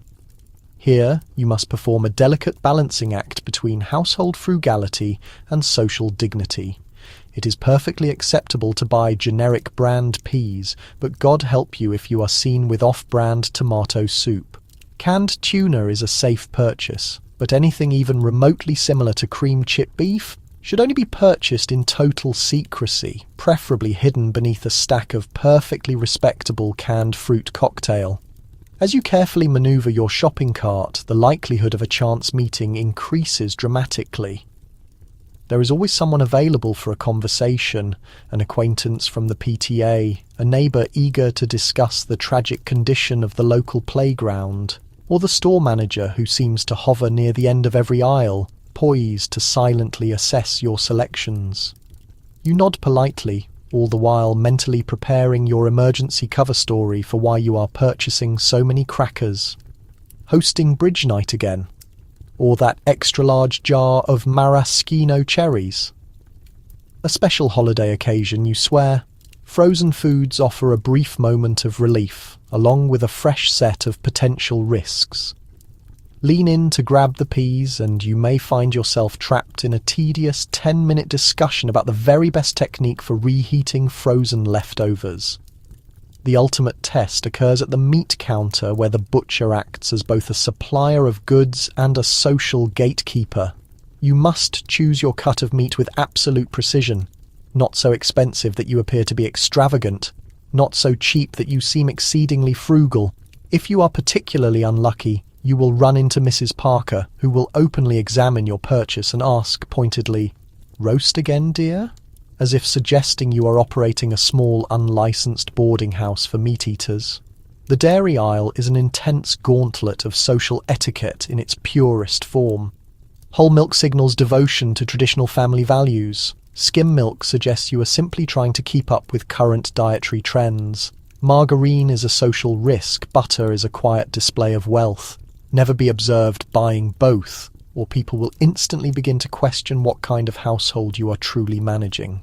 Do not even consider mentioning if you buy powdered milk. You will immediately be suspected of either culinary genius or unspeakable levels of extreme thriftiness. The final nerve-wracking trial, the checkout line. You carefully stack your items with the labels facing outward, hoping to successfully project the image of a woman who has her life completely organized. You offer a warm smile to the cashier, chat briefly about the unpredictable weather, and above all, you completely ignore the uncomfortable, burning sensation of Mrs. Jensen's eyes meticulously cataloguing every single can, box, and bag in your cart. As you finally depart, with your bags tightly clutched in hand, you replay every single encounter in your mind. Did you smile enough?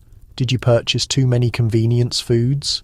Did Mrs. Jenkins really see the dreaded boxed cake mix? You let out a deep sigh of profound relief as you climb back into your car, victorious, for the moment. Because in 1950s, suburbia, grocery shopping is far more than mere sustenance. It is an Olympic-level event, a precise ritual of strict etiquette and quiet social rivalry where every aisle presents another opportunity to prove that you truly belong. Ironing is not a mundane chore. It is a full-fledged way of life. Every piece of clothing, every single napkin, and every pillowcase must be meticulously pressed to an almost impossible crispness. And you must look like you enjoy it, or at least successfully fake it, because admitting defeat is how the dreaded wrinkles ultimately win. Let us begin with the essential tools of the trade in the 1950s. The iron is not some light, steam-powered device with simple adjustable settings and a smooth, Teflon-coated sole plate. No, it is a heavy, chrome-plated beast that functions as both a great way to build muscle and a potential blunt object for self-defense against anyone daring to suggest that wrinkle-resistant fabrics will ever become popular. The ironing board groans loudly and ominously as you unfold it. Its cover is clearly patterned with faded scorch marks, each one a tangible scar from past domestic battles. The entire routine is a sacred ritual. Shirts are stacked carefully by colour and, more importantly, by social significance. The husband's work shirts go first, got to make a good impression on the boss. School uniforms are the next hurdle, meant to prevent a phone call from Mrs. Parker, followed by your personal blouses, which you will ironically spend the entire day pressing, only to put on a protective apron the moment anyone arrives at the door. Next are the napkins, handkerchiefs, and on particularly ambitious mornings the top bed sheet, because heaven forbid a visitor notices a single crease through the coverlet. You fill the iron with water, connect it, and wait for that familiar hiss of steam, the sound that signifies you are momentarily in command, at least for the following 45 comfortable minutes. The home begins to smell of the nostalgic mix of slightly scorched cotton and quiet despair. You smooth each shirt with the extreme accuracy of a military drill. Start with the collar, then the sleeves, and finally the main body. Every action is a part of a learned ritual. Lift, glide, press, repeat.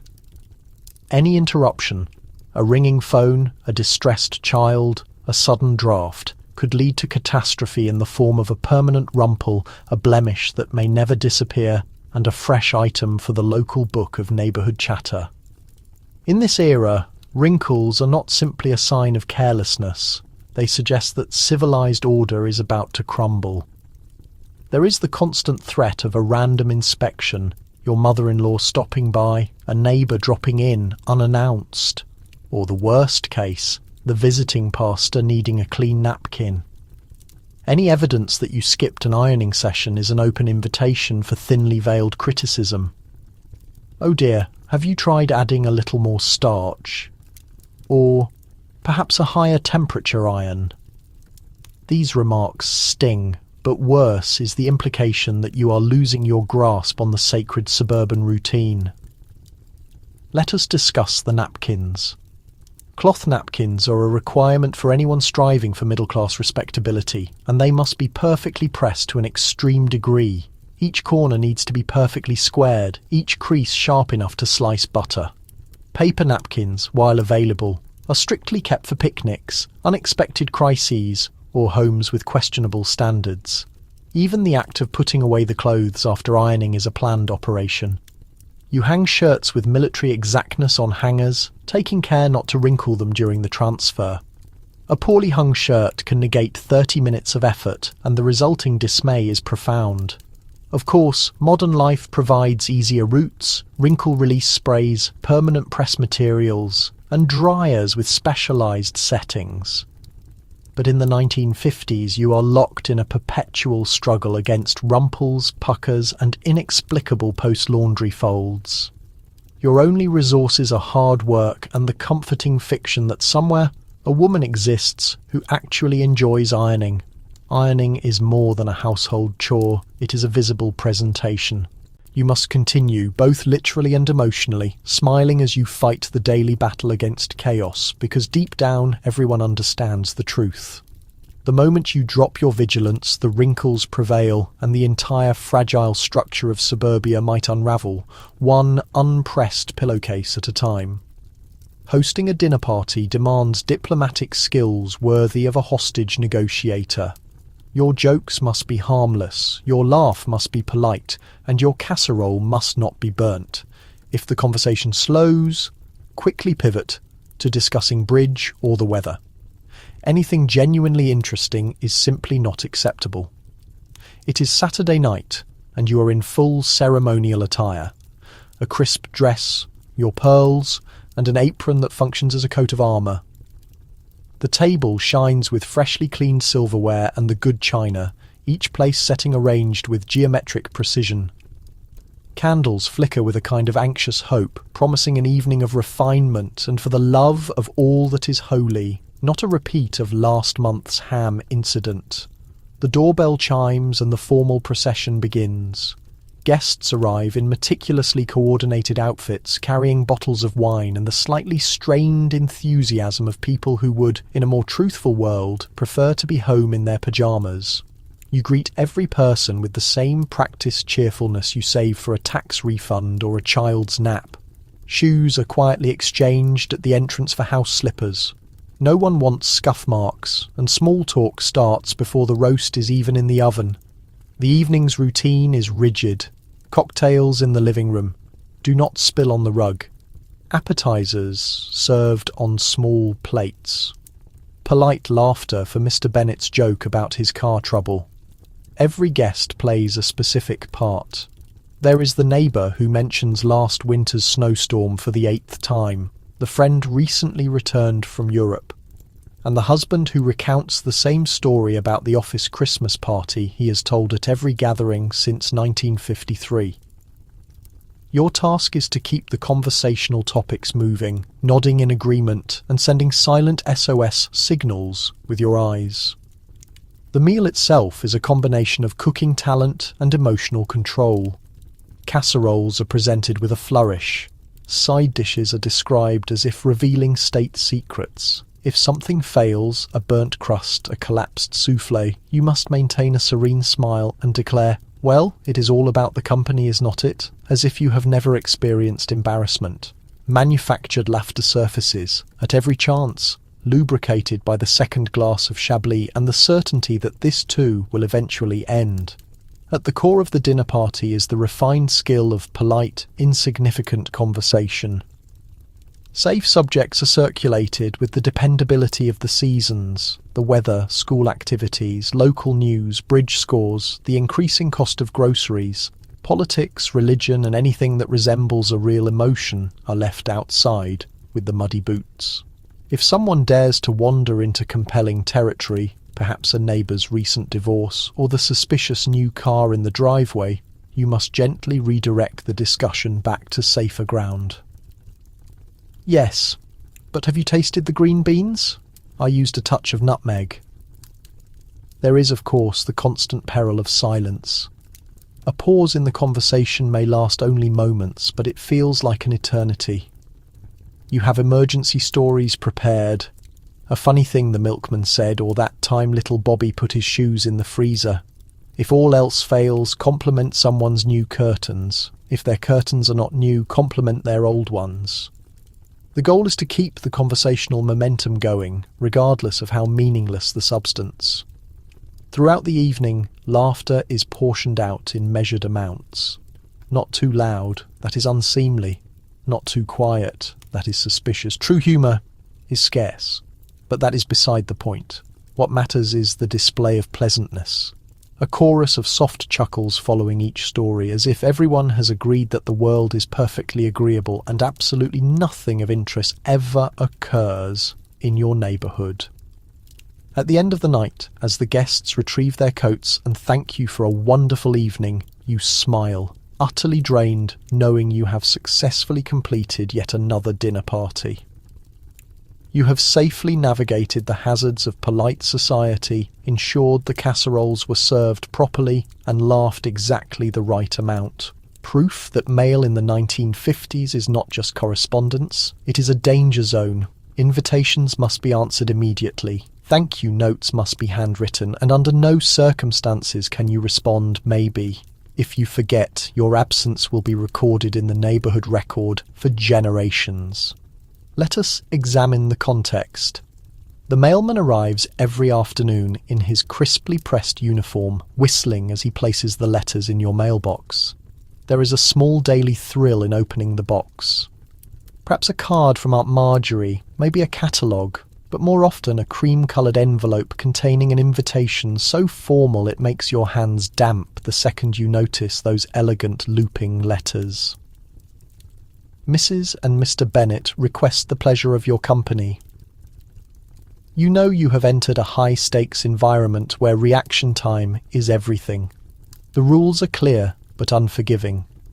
If you receive an invitation, you must reply within 3 days, preferably sooner. Promptness is not merely advised. It is the only way to maintain your standing as a functional member of the community. Anything less, and you risk being labelled unreliable, unpredictable, or, worst of all, uncaring. You compose your reply with meticulous care, making sure your handwriting is legible and your tone strikes exactly the right balance of appreciation and eagerness. We would be absolutely delighted to attend. Translation: Of course we will be there. Please do not speak poorly of me if I am late. Thank you notes adhere to a different but equally rigid protocol. Gifts, no matter how small or strange. Another set of crocheted pot holders? How thoughtful. Must be acknowledged in writing within a week. The notes are handwritten, no typewriters, and certainly no phone calls. Each word is considered with the seriousness of a Supreme Court ruling. Too brief, and you appear ungrateful, too enthusiastic, and it is obvious you are trying to hide the fact that you have no idea what to do with a lemon-shaped soap dish. RSVPs, naturally, are the true trial. There is no maybe. There is only accepts with pleasure, or regretfully declines, and even the latter demands a delicate act of balance. Declining an invitation must be cushioned in layers of apology and believable excuses. Regretfully, we are unable to attend due to a prior engagement, even if that engagement is you remaining home and not putting on real trousers. A failure to respond is an unforgivable offence. Your absence will be noted, your motivations debated at the next PTA meeting, and your name quietly moved down the informal guest list hierarchy. Woe to the housewife who neglects an RSVP, or worse, attends without having replied. You will be greeted at the door with a smile that never quite reaches the eyes, and a quiet comment about unexpected numbers at the table. It is a moment of public shame, one that can haunt you through many a bake sale. Sometimes, of course, the RSVP is used as a weapon. If there is someone in the neighbourhood you wish to avoid, you can send an accepts with pleasure to every other event but hers, creating a slow-moving social catastrophe of suspicion and speculation. Those skilled in this manoeuvre can manage friendships and rivalries through nothing more than the careful timing of a reply or the strategic lack of one. It is a competition, and the stakes are much higher than you would ever admit aloud. And then there is the presentation of the invitations themselves, handwritten naturally with flawless cursive and the appropriate titles. Never use a ballpoint pen. Never address an envelope with anything less than your absolute best effort. A poorly addressed invitation suggests "I thought of you last," or worse, "I lost your address and had to ask Mrs. Jenkins." Your reputation is constructed on ink and envelope adhesive. Compare this to today's reality of text message invites and digital regrets. There is no charm in a maybe on Facebook, no sense of the tightrope walk that was the 1950s RSVP. Every letter, every reply, every subtle omission was charged with meaning, tradition, and the silent regulations of the neighbourhood's constantly watchful gaze. So the next time you see an old box of engraved stationery, remember these were not just letters. They were chess moves, peace offerings, and the subtle declarations of suburban diplomacy. Proof that in the 1950s, proper etiquette did not end at the mailbox. It began there. There is a constant expectation to bring a spectacular dessert to every function. Your lemon meringue pie must possess precisely the correct balance of sharp citrus flavor and sweetness, and if your crust shrinks, you might as well pack up and relocate to a new town. Baking in the 1950s is not a hobby. It is a competitive sport. The kitchen becomes a battleground, and every Pyrex dish and rolling pin is a piece of ammunition in the silent contest for community approval. You wake before dawn, your nerves frayed, and begin the sacred process. Gathering ingredients, carefully reviewing the recipe 3 times, and hoping that this time, please, just this once, the meringue will not fall apart like your resolve to maintain appearances. There are protocols, naturally. The recipe is sacred and must be followed with the precision of a NASA engineer preparing for launch. Lemons are squeezed by hand, never from a bottle. Eggs are separated with the gentle touch of a surgeon, and the meringue is whipped until it forms peaks so rigid you could use them to discipline misbehaving children. Sugar is incorporated slowly, too fast, and disaster is certain. The filling must be tart, but not bitter, sweet, but not sickly.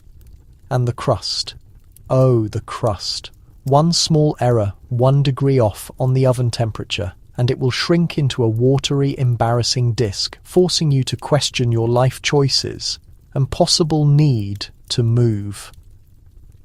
As you bake, the pressure increases along with the aroma of lemon filling the house. The neighborhood is awake and observant, every slightly open window an opportunity for others to smell the air and reach a conclusion. If you're known for your baking, the pressure is doubled, expectations are immense, and failure is not only personal, it is shared by the community. Mrs. Taylor once brought a pie with a fractured meringue, and the rumor is that she has not been invited to a bridge night since. Transporting your finished creation is a test of confidence and equilibrium. You cradle your pie like a newborn baby, guarding it against sudden stops, road imperfections, or rogue squirrels. The apprehension doesn't lift until you walk through the doorway, met by a squad of women who've already judged your dessert with a fast look. You set it on the table with a coolness you definitely don't possess, praying the meringue is still intact, that the crust is golden, not blackened, and that no one notices the hairline split near the edge. The evaluation starts long before anyone takes a bite. Polite expressions cover up the silent comparisons. Is her meringue taller than mine? Did she use real lemons or, heaven forbid, bottled extract? Whose pie will be eaten first and whose will remain a lone symbol of social standing starting to slip? Kind words are distributed carefully, never too generous, so you don't reveal your true envy. Oh, your crusts are always the best, someone mentions, but you can't help but wonder if it's a genuine compliment or an opening attack. The first cut is the most stressful part. Will it stay whole or fall into a sticky mess? You offer a calm smile as Mrs. Parker takes a bite, hoping she won't notice the slightly underbaked bottom or that you secretly swapped butter for shortening. Relief only washes over you when the plate is empty and someone asks for the recipe. But even then, the worry, no, it never completely goes away. You know the expectations will be even higher next time. And should your dessert fail, should the meringue weep or the filling flow out, you face your destiny with a calm expression. There's always the next week, the next month, the opportunity to make amends with a bundt cake or cherry cobbler. In the 1950s, baking is never just about sugar and flour. It's about respect, survival, and the sacred search for that perfect lemon meringue pie, confirmation that, for today at least, you truly belong. So grab that rolling pin, grit your teeth, and bake like your social life is on the line. Because, in a way, it absolutely is. School meetings are equal parts theatre and battle. You have to agree with everyone, contribute just enough to appear useful, and never propose anything major like changing the gym curtain colour. It's 7 p.m. and you're in a folding chair that digs in somewhere uncomfortable, holding a notebook filled mostly with scribbles and passive-aggressive shopping lists. Around you, the other parents are arriving, their eyes shifting like cautious deer near a water source. There's a pot of lukewarm coffee on a small table, a tray of questionable cookies, and the faint smell of chalk dust mixed with tension. No one is here for enjoyment. Everyone is here because it is necessary, because attendance is recorded, and because missing a meeting is quietly giving up your influence, social, parental, and otherwise. The start of the meeting is a perfect example of suburban diplomacy. The PTA president, a woman with a voice so pleasant it's almost hostile, calls the meeting to order. She welcomes everyone and reminds them of the supportive attitude expected, which is code for don't bring up the missing funding and don't ask what happened to the playground slide. Everyone nods solemnly, making careful eye contact, as if promising loyalty to a delicate peace. Business starts with reading the last meeting's notes, a performance best described as interpretive dullness. You practice the correct amount of nodding. Not too keen. Nobody respects a brown noser. Not too bored. They remember. Your mind drifts. If you raise your hand, will it mean you've volunteered for something or are just asking a question? The answer is yes to both. Here, participation is a risk. Debate starts about fundraising. Ideas are suggested. Bake sales, car washes, raffles. There are rules for this too. Never reject someone's idea directly. Instead, offer a gentle, "Oh, that's so creative. I wonder if the weather will cooperate," or "Last time was such a hit. Maybe we should try something similar." Big changes are discouraged. Remember the Great Curtain disaster of '53 when Mrs. Jensen suggested turquoise? She's still socially isolated, forced to manage the lost and found table forever. Consensus is vital, but not too quickly. Agree too fast and people think you're hiding something. Disagree too loudly and you're accused of causing trouble. The safest plan is to make supportive noises and volunteer for a job just boring enough to show you're dedicated without risking real work. Folding programs, for example, or counting tickets. You must always look busy, but never essential. The line between volunteer and victim is narrow and dangerous. Personal tensions run silently underneath the surface. The woman who always forgets her cookies for the bake sale, the father who questions the treasurer's report every month, the group of parents who somehow decide the school's entire winter show theme. You navigate these relationships carefully, exchanging small talk and veiled compliments. "Your brownies are always so moist" is both a real observation and a subtle warning. Last year your brownies were dry, and they recall that. At some point, the conversation moves dangerously close to actual controversy. Budget shortfalls, the new reading curriculum, or why the flagpole still leans at a 17-degree angle. Instantly, everyone becomes extremely diplomatic. Silence falls, broken only by someone suggesting a committee look into it. You make a note, knowing that committee will never actually gather. When the meeting finally ends, you stand, stretch subtly, and make the slow walk out, waving and exchanging pleasantries. "See you next month," you call out, as if the past hour hasn't aged you a year. You survived the PTA meeting's fragile peace, neither winner nor loser. Just present, another evening in the suburban drama, another day closer to summer break when the real struggles begin all over again. And as you drive home, you wonder if anyone noticed your eye twitching when the gym curtains came up. Probably not. That's how legends are made. In the 1950s, talking with men, especially other people's husbands, demanded the delicate skill of a United Nations representative. Laugh at the right jokes, act surprised at car advice, and never let on that you actually understand the stock market.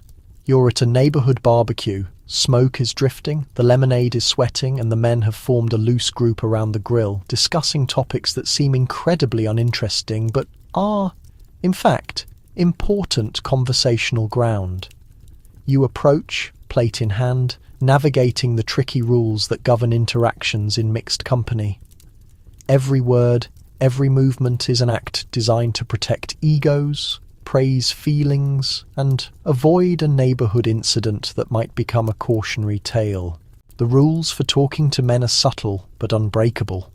First, never start the conversation unless someone has spoken to you. Your safest option is a friendly nod, a smile, or the universal opening. The weather certainly turned out nice. If you're met with a discussion about lawn care or engine maintenance, you listen closely and add responses like, "Oh, is that so? And how interesting." Real interest is optional. Plausible denial is not. Laughter, of course, is a required part of the script. The correct reaction to any joke, regardless of how many times you've heard it, is polite, slightly delayed laughter, ideally with a small tilt of the head. Under no circumstances should you laugh louder than the men, or God forbid, deliver a punchline of your own. If a man tells a story about the time he put diesel in the lawnmower, you are obligated to find it funnier than the time you fixed the washing machine with only a paper clip and sheer determination. The conversation may shift to car advice, at which point you must express astonishment, respect, and just enough confusion to let the men explain things thoroughly. Even if you could replace a spark plug with your eyes closed, now is not the time to share that information. "I never would have thought to check the carburetor," you exclaim, knowing perfectly well what a carburetor is and probably where to find one in the garage. Financial topics are dangerous. If the conversation moves to stocks, bonds, or the value of saving versus spending, your role is to look curious, but not too informed. Never mention the spreadsheet you keep in your purse. And certainly never let slip that you've read the Wall Street Journal more recently than anyone holding a pair of barbecue tongs. "I always trust my husband with those things," you say, all the while mentally noting that you were the one who moved the family out of risky short-term bonds in 1957, saving the Christmas budget and quite possibly the marriage. If by some bad luck the conversation turns toward politics or world events, you must proceed with extreme care. A safe comment is, "Oh, I just hope things settle down soon," followed by a gentle change of subject toward local sports scores or the upcoming garden show. Any comment that sounds like a real opinion can and will be used against you, preferably in the next round of neighbourhood gossip. You may occasionally find yourself cornered by a man who wants to know your thoughts on home improvement. This is your cue to compliment his tool collection, admire the paint job on the fence, and ask for advice on something you already fixed last weekend. If you're feeling especially bold, ask about the best brand of lawn seed, then save the advice for later use in both conversation and passive-aggressive neighbourly competition. All the while, your real thoughts remain safely hidden, protected behind a wall of mild pleasantries and agreeable nods. It's draining, but it's the unstated agreement. One small mistake, and you might accidentally reveal you're an actual person with real opinions, capable of managing a household and a conversation, and nobody's ready for that, especially not the men. So you keep your secrets, laugh at the right jokes, and when the time is right, make your escape to the lemonade table, knowing that the true skill of 1950s etiquette is not just what you say, but what you politely and cleverly keep to yourself. Dealing with your in-laws is a delicate operation. The goal is to seem appreciative, never argue, and serve their favourite foods without admitting you used instant mashed potatoes. Survival depends on never letting them see you stressed. Let's set the scene. The doorbell rings at exactly 2 p.m, not a minute early, not a minute late. You have spent the last 4 hours in a frantic rush of cleaning, vacuuming, and silently sending desperate prayers to the gods of gravy. Your husband is pacing nervously, the children have been threatened into temporary silence, and even the dog has noticed the atmosphere, retreating to a quiet spot to avoid trouble. The moment your in-laws step across the threshold, your home becomes a battlefield dressed up as a living room. Your mother-in-law examines the space with the sharp eye of a military inspector. She notes the doily placement, the shine of the floor, the exact temperature of the iced tea. You greet her with a smile so radiant it could melt linoleum, offering compliments on her hat, her shoes, and her amazing ability to arrive just as the Jell-O salad has reached its perfect wobble. The first task is establishing dominance. Hers, not yours. "Oh, I would have put the serving spoons on the left, but this is charming, dear," she says before rearranging the cutlery with the careful precision of a bomb squad technician. Your job is to nod thankfully and whisper, "Of course. Thank you for the suggestion." Do not under any circumstances mention that you spent an hour looking at an etiquette manual. Your father-in-law, meanwhile, sinks into the armchair with a heavy sigh, ready to offer opinions on lawn care, government spending, and the superiority of his childhood dentist. Dinner is the real test. Your in-laws have specific preferences: pot roast, smooth potatoes, not too much garlic, and absolutely no exotic spices. You serve with a steady hand, dishing up perfectly sized portions and answering questions about the recipe with a smile and a clever omission of "from a box." If your mother-in-law asks how you got the potatoes so smooth, you mention hard work, not the dried flakes you mixed with cold milk at 11:30 a.m. Honesty is not the best policy here. Plausible deniability is the foundation of family harmony. Conversation is another obstacle course. You nod at stories you've heard a dozen times. Did I ever tell you about the time we camped in Wisconsin in '32? Laugh politely at jokes that expired during the Truman administration, and never ever disagree with a single statement. If you're feeling adventurous, you may try to guide the conversation towards safe topics: weather, gardening, church bazaars, anything less risky than discussing current events or, heaven forbid, your own parenting decisions. All the while you are painfully aware that everything is being judged on a secret in-law scorecard. The children's haircuts, the curtain pattern, even the scent of the bathroom soap. Nothing goes unnoticed. If your toddler spills milk, you spring into action before a single drop hits the floor, offering a napkin and a smile as if this is all part of your well-practiced plan. The key is to project an image of calm competence, no matter how many small catastrophes happen behind the scenes. Dessert brings a moment of truth. If your pie crust is light and flaky, you earn a rare nod of approval. If it's a little tough, you smile and pretend you prefer it that way. Under no circumstances do you accept help clearing the table unless you want to risk your mother-in-law discovering the brand of dish soap you use. Not the one she recommended, of course. When the visit finally ends, you wave goodbye with genuine relief, close the door, and breathe out. You have survived another encounter with the invading forces. The living room is slightly rearranged, the children are quietly traumatized, and the gravy boat is missing in action. But you made it through without showing any stress, at least not where anyone could see. In the secret records of suburban conflict, that counts as a victory. Serving a boxed cake is both a modern convenience and a potential scandal. If you use one, hide the packaging. If it turns out better than something made from scratch, prepare for a suspicious investigation from your baking friends. In 1950s suburbia, baking isn't just a kitchen chore. It's a competitive activity, with rules more complicated than the directions on a box of Betty Crocker's newest yellow cake mix. The question of homemade versus boxed cake splits communities, ruins friendships, and keeps housewives awake at night planning their next move while pretending to read Good Housekeeping. Let's set the scene. It's a Tuesday afternoon, and you've just remembered that you promised a dessert for tonight's neighbourhood potluck. There are children to watch, laundry to fold, and a pot roast on its third hour of slow surrender. The clock is ticking. You look at the pantry. There it is. The forbidden temptation, a bright, friendly box promising a fresh, light cake in minutes. The urge is powerful. The cake mix offers a seductive song of simplicity. Just add eggs, water, oil, stir and bake. But in the world outside your kitchen, the politics of cake are anything but simple. The risk? If you make a boxed cake and anyone discovers it, you risk being politely removed to the culinary edges of the neighbourhood, invited to fewer gatherings, eyed suspiciously in the produce aisle, and whispered about during bridge games.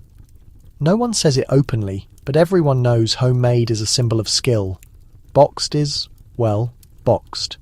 But you're practical, and there's just not enough time for sifting flour and separating eggs. With a guilty look toward the window, you empty the mix into a bowl, quickly combine the ingredients and pour it into the pan. As it bakes, you destroy the evidence, tearing the box into small pieces and burying it beneath a pile of potato peelings just in case a neighbour drops by unexpectedly and peeks in your trash. The real tension starts at the party when dessert is served. If your cake is perfectly moist, everyone asks for the recipe. You avoid answering, "Oh, it's just a little something I whipped up." If pressed, you mention "my own addition," which in this case is the box's suggestion to substitute milk for water. Your cake is met with suspicious respect. Mrs. Parker squints. So light, so uniform. Did you use a sifter, dear? You laugh lightly, pretending to be modest while your internal thoughts are pure panic. If you're lucky, the conversation shifts to someone else's lemon bars and you've avoided scrutiny for another week. But there's always the chance that your cake will turn out too good, better than Mrs. Jenkins's, made from scratch chocolate marvel. That's when the real investigation begins. There will be rumour campaigns, hidden glances, and, inevitably, an invitation for you to bake together sometime, which is suburban code for "I'm watching you." On the other hand, serving a homemade cake comes with its own pressure. It must be soft but not crumbly, sweet but not sickly, and, most importantly, obviously homemade. A slightly crooked layer or uneven frosting is the clearest way to show your authenticity. The boxed cake is simply too flawless, too identical, too free of stress and self-doubt. As the 1950s continue, cake mix companies begin to fight back, launching advertising campaigns that assure women they're not cheating.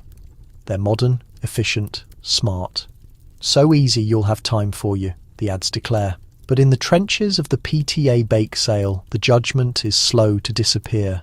So you live a double life, a secret agent of convenience, armed with boxed mix and plausible denial. When someone compliments your dessert, you smile and accept the praise while secretly vowing to someday master the 7-layer tort that will end all debate. Because in the world of 1950s, etiquette, a cake is never just a cake. It's a symbol, a statement, and, if you play your cards right, the sweetest kind of suburban victory. Barbecues sound like fun, but etiquette rules apply here, too. From the correct side dishes, always potato salad, to the right way to compliment your neighbour's questionable grilling skills, it's all about balance and not setting the picnic table on fire. It's a Saturday afternoon in July, the air buzzing with the promise of overcooked burgers and sunburn. You step out into the yard with a bowl of your best potato salad, sunglasses on your nose, and a secret hope that the mosquitoes will be kind to you. This year the grill is already smoking, run by someone's husband who has declared himself the master of the coals despite only grilling 3 times a year and burning all the chicken at least twice. The first rule? Never arrive empty-handed. If you bring a salad, it must be potato. Extra points for dill. But pasta is an acceptable substitute, as long as it isn't too sophisticated. If your dish has ingredients like capers or artichokes, expect side-eye and whispered judgments about trying too hard. Store-bought coleslaw is a dangerous move but can be hidden by putting it in your own bowl and tossing a few carrot shreds on top for authenticity. The etiquette here is simple. If it looks homemade, it counts. Seating is an exercise in diplomacy. Claim a spot under the one patch of shade and you're considered clever. But don't stay so long that others notice. The good folding chairs always go first, so if you get stuck with a rusty lawn chair that squeaks worryingly, smile through it. You wouldn't want anyone to think you're ungrateful. When the inevitable breeze sends napkins and plastic cutlery flying, join the chorus of polite laughter and chase after them, as if this were all part of the entertainment. Now, the grill. The barbecue is less a communal cooking experience and more a stage for masculine showing off. The grill master takes his job seriously, armed with tongs and an apron that says, "Kiss the cook," as if daring anyone to question his authority. Even if the hot dogs are burnt and the burgers are suspiciously pink in the centre, you offer enthusiastic compliments. "So juicy," you say, chewing with determination. If someone mentions last year's unfortunate incident with the salmon, quickly change the subject to the benefits of charcoal versus gas. Above all, never attempt to take over at the grill unless you're ready for a confrontation. Conversations at a barbecue are their own danger zone. Topics must be light and appropriate for being heard outdoors: sports, garden pests, the dangers of neighbourhood raccoons. Anything deeper than lawn care will be met with a sudden change of subject. Watch as Mrs. Jensen tries yet again to get someone to talk about the school board election. Notice how everyone suddenly needs another scoop of ambrosia salad. And then there are the children running wild, waving sticks and occasionally launching water balloons with the accuracy of artillery gunners. The trick is to act as though you are watching them while simultaneously enjoying your lemonade and scanning the crowd for potential gossip. Clean-up is a subtle race. Too eager, and you look like you want everyone to leave. Too slow, and you risk being handed a garbage bag. Aim for the perfect balance. Help stack the plates, make a few self-deprecating jokes about your infamous potato salad, and slip away before anyone can ask you to haul the trash to the curb. As the sun sets and the fireflies appear, you breathe out. You've survived another barbecue. No major fires, minimal drama, and only a few singed eyebrows. You gather your now empty bowl, or more likely, return home with leftovers and a fresh serving of gossip. Because in the delicate world of the 1950s, summer barbecue etiquette is just as important as the secret ingredient in your potato salad, and possibly the only thing standing between you and total social explosion. At some point, the pressure of perfection breaks even the most composed housewife, whether it's crying in a linen closet or taking a quick walk that lasts 3 hours. There are rules for this too. Always emerge with your hair neatly fixed, your smile in place, and your emotional crisis politely denied. It is Thursday afternoon. The dog has tracked muddy paw prints across the freshly mopped kitchen floor. The roast is still frozen solid, and your youngest has just created abstract art with a jar of grape jelly all over the living room curtains. You stare at the mess, gripping a dish towel as if it were your last hope, and feel the first deep tremors of a full-blown panic attack rising inside you. But this is the 1950s. Any emotional outburst must be kept strictly private. Public breakdowns are reserved for what you see in the soap operas and people from truly unhappy homes. So you excuse yourself with the quiet poise of someone going to check their makeup, glide down the hallway and cram yourself into the linen closet with a deep breath that barely penetrates 3 layers of thick floral bed sheets. Here, surrounded by the fragrance of lavender sachets and slightly aged towels, you can finally drop your perfect facade. You allow yourself a minute or 5 of silent, furious venting, perhaps a low, controlled cry or a muttered complaint questioning the sanity of anyone who feels the need to starch pillowcases in the first place. You daydream about jumping on a train to Chicago with a new identity, or, at a minimum, simply hiding in the garage until the next decade arrives. Even the act of falling apart requires proper manners. You keep tissues secretly stashed in various spots, behind the spare sheets, inside your sewing box, tucked subtly within your apron pocket. Because nothing signals complete self-control, like being able to discreetly dab your eyes without frantically searching for a tissue. If your emotional release involved tears, you quietly pinch your cheeks to restore some colour before emerging. If it involved anger, you smooth your hair, adjust your skirt, and practice your absolutely fine thank you expression in the hall mirror. If you prefer to be outside, a quick, intense walk around the block is a completely acceptable excuse. Neighbours understand this silent agreement. Nobody questions a woman marching briskly around the block in her best slacks, jaw tight, eyes fixed determinedly on nothing in particular. Sometimes you exchange a knowing, sympathetic glance with another housewife passing in the opposite direction, both of you like 2 ships traversing a silent sea of shared pressure. When the inner storm has passed, you return, Let yourself back in with a gentle closing of the door and start setting things right. You tackle the grape jelly masterpiece, start preparing dinner again, and hum a little tune to reassure the children that everything is perfectly normal. You smile at your husband as he comes through the door, never breathing a word about the deep mental stress you just managed to contain in the linen closet. If he asks, "Are you all right?" the only correct answer is always, "Of course, dear, just feeling a little tired." There are naturally lines you must not cross. If you ever find yourself screaming at the vacuum cleaner or weeping uncontrollably over a burnt casserole in clear view of the neighbours, you must act fast and decisively to manage the damage. Blame the spring allergies or the fumes from the chopped onions, or claim you were simply laughing hard at a hilarious radio show. The main goal is to quickly regain your composure, smooth your hair, touch up your lipstick, and continue with your day. And while these standards seem ridiculous, there is an odd sense of security in these established routines. The rules are the underlying structure that keeps life stable, even when you feel completely on the verge of collapse.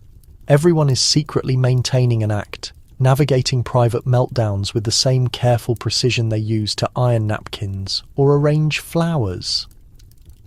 So, if you ever find yourself close to the edge, remember that good manners apply even to your deepest moments of stress. Have your private moment, compose yourself, and walk out with your perfect image untouched.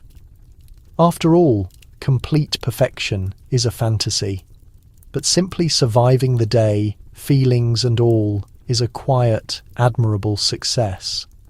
You know the towels I am referring to, the ones that live permanently in the guest bathroom, starched into stiff rectangles and possibly scented with the same subtle perfume worn by minor European royalty back in the 1950s. Using a company towel for actually drying your hands is an offence equal to committing arson. These specific towels exist solely to impress your mother-in-law and to absorb only the gentle moisture from the air. Your hands? Wipe them on your skirt like everyone else. Just make sure no one is looking. It is a Saturday morning, and you are conducting your regular weekly inspection. The bathroom is sparkling. The soap dish is positioned precisely at a 90-degree angle, and on the rack there they stand, your pride and your constant worry. 2 untouched company towels, folded so sharply their edges could literally cut bread. You cannot recall exactly when this intense ritual began, but you know for certain it will never, ever end, as long as there is the slightest chance that a neighbour, a friend, or a highly judgmental relative might step into your guest bathroom. The key is in the display. Company towels must appear unused, almost sacred, as though they are not merely fabric but holy relics from some old monastery specializing in passive-aggressive behavior. They are starched until they stand upright, arranged so the monogram faces clearly outward, and lightly misted with eau de linen, the signature fragrance that subtly lingers in upscale department stores and on wealthy aunts. The regular hand towels are concealed, tucked away behind the heater, or stuffed into a cabinet, held in reserve for actual emergencies, which in this case means a bottle of spilled nail polish or a sudden plumbing leak. You firmly instruct the children, do not touch the company towels. You remind your husband, who will inevitably forget, and dry his hands on one. The day your mother-in-law appears unexpectedly, the resulting gasp when she spots the faintest wrinkle on a towel is enough to make fresh milk spoil. "Oh dear, I see you have actually used the nice towels," she will remark, her tone as sickeningly sweet as a poison. How wonderful! Guests, naturally, are expected to know these rules without ever being told. The silent code of conduct is that company towels are for viewing only, just like the fake fruit in the decorative bowl or the small guest soaps shaped like seashells. They are lovely to admire, but using them is a catastrophic mistake should an unsuspecting visitor commit the fatal error. The evidence is immediate: a noticeable crease, a wet patch, the smell of hand lotion conflicting with the subtle lavender aroma. You spot it instantly, and the rest of the evening is spent in a tense, silent performance of pretending not to care while internally estimating the precise time required to restarch and refold them. This is not only about towels, of course. It is about maintaining the appearance. The impression that your home is managed so flawlessly, so abundantly stocked with linens that you can afford to possess towels that no one will ever dare to touch. It is a performance, one that every housewife in the 1950s participates in, a quiet message to the world that yes, you are prepared for company with zero notice, and no, you would never consider letting your everyday hand towels see the light of day. There are complex backup plans. Some families employ decoy towels, a perfectly acceptable set placed strategically in front of the truly precious company towels as a simple sacrifice to confused visitors. Others depend on silent communication, a slight adjustment of the soap dish, a decorative ribbon, or the conspicuous positioning of a single, intimidatingly large seashell. Only the most courageous or completely oblivious person will risk disturbing this flawless presentation. If, by some chance, the company towels are used and you are caught unprepared, quick damage control is vital. You rush to the bathroom, remove the compromised towels, and replace them with fresh ones before any gossip can start. Oh, those? They were just briefly out for a washing, you will explain, your voice light and breezy. Even though your hands are shaking from the intense rush of successfully avoiding a social disaster, the absurdity of the situation is clear. But in the carefully choreographed ritual of 1950s society, it is these small details that truly matter. The company towels serve as both a symbol and a clear warning. External appearances are everything, and the fine line between social order and complete chaos is sometimes just one forbidden towel away. Carpooling may sound like a team effort, but it is actually a weekly tryout for the position of the most perfectly reliable parent. Keeping the pickup times, flawlessly recalling every child's food allergies, and driving with both hands firmly at 10 and 2 is the absolute minimum expected. If you forget to check a seatbelt or arrive even slightly late, prepare yourself for a curt phone call and subtle isolation at the next bake sale. Forget to offer a polite smile at a stop sign? You may find yourself permanently excluded from the carpool schedule, and try explaining that to your children.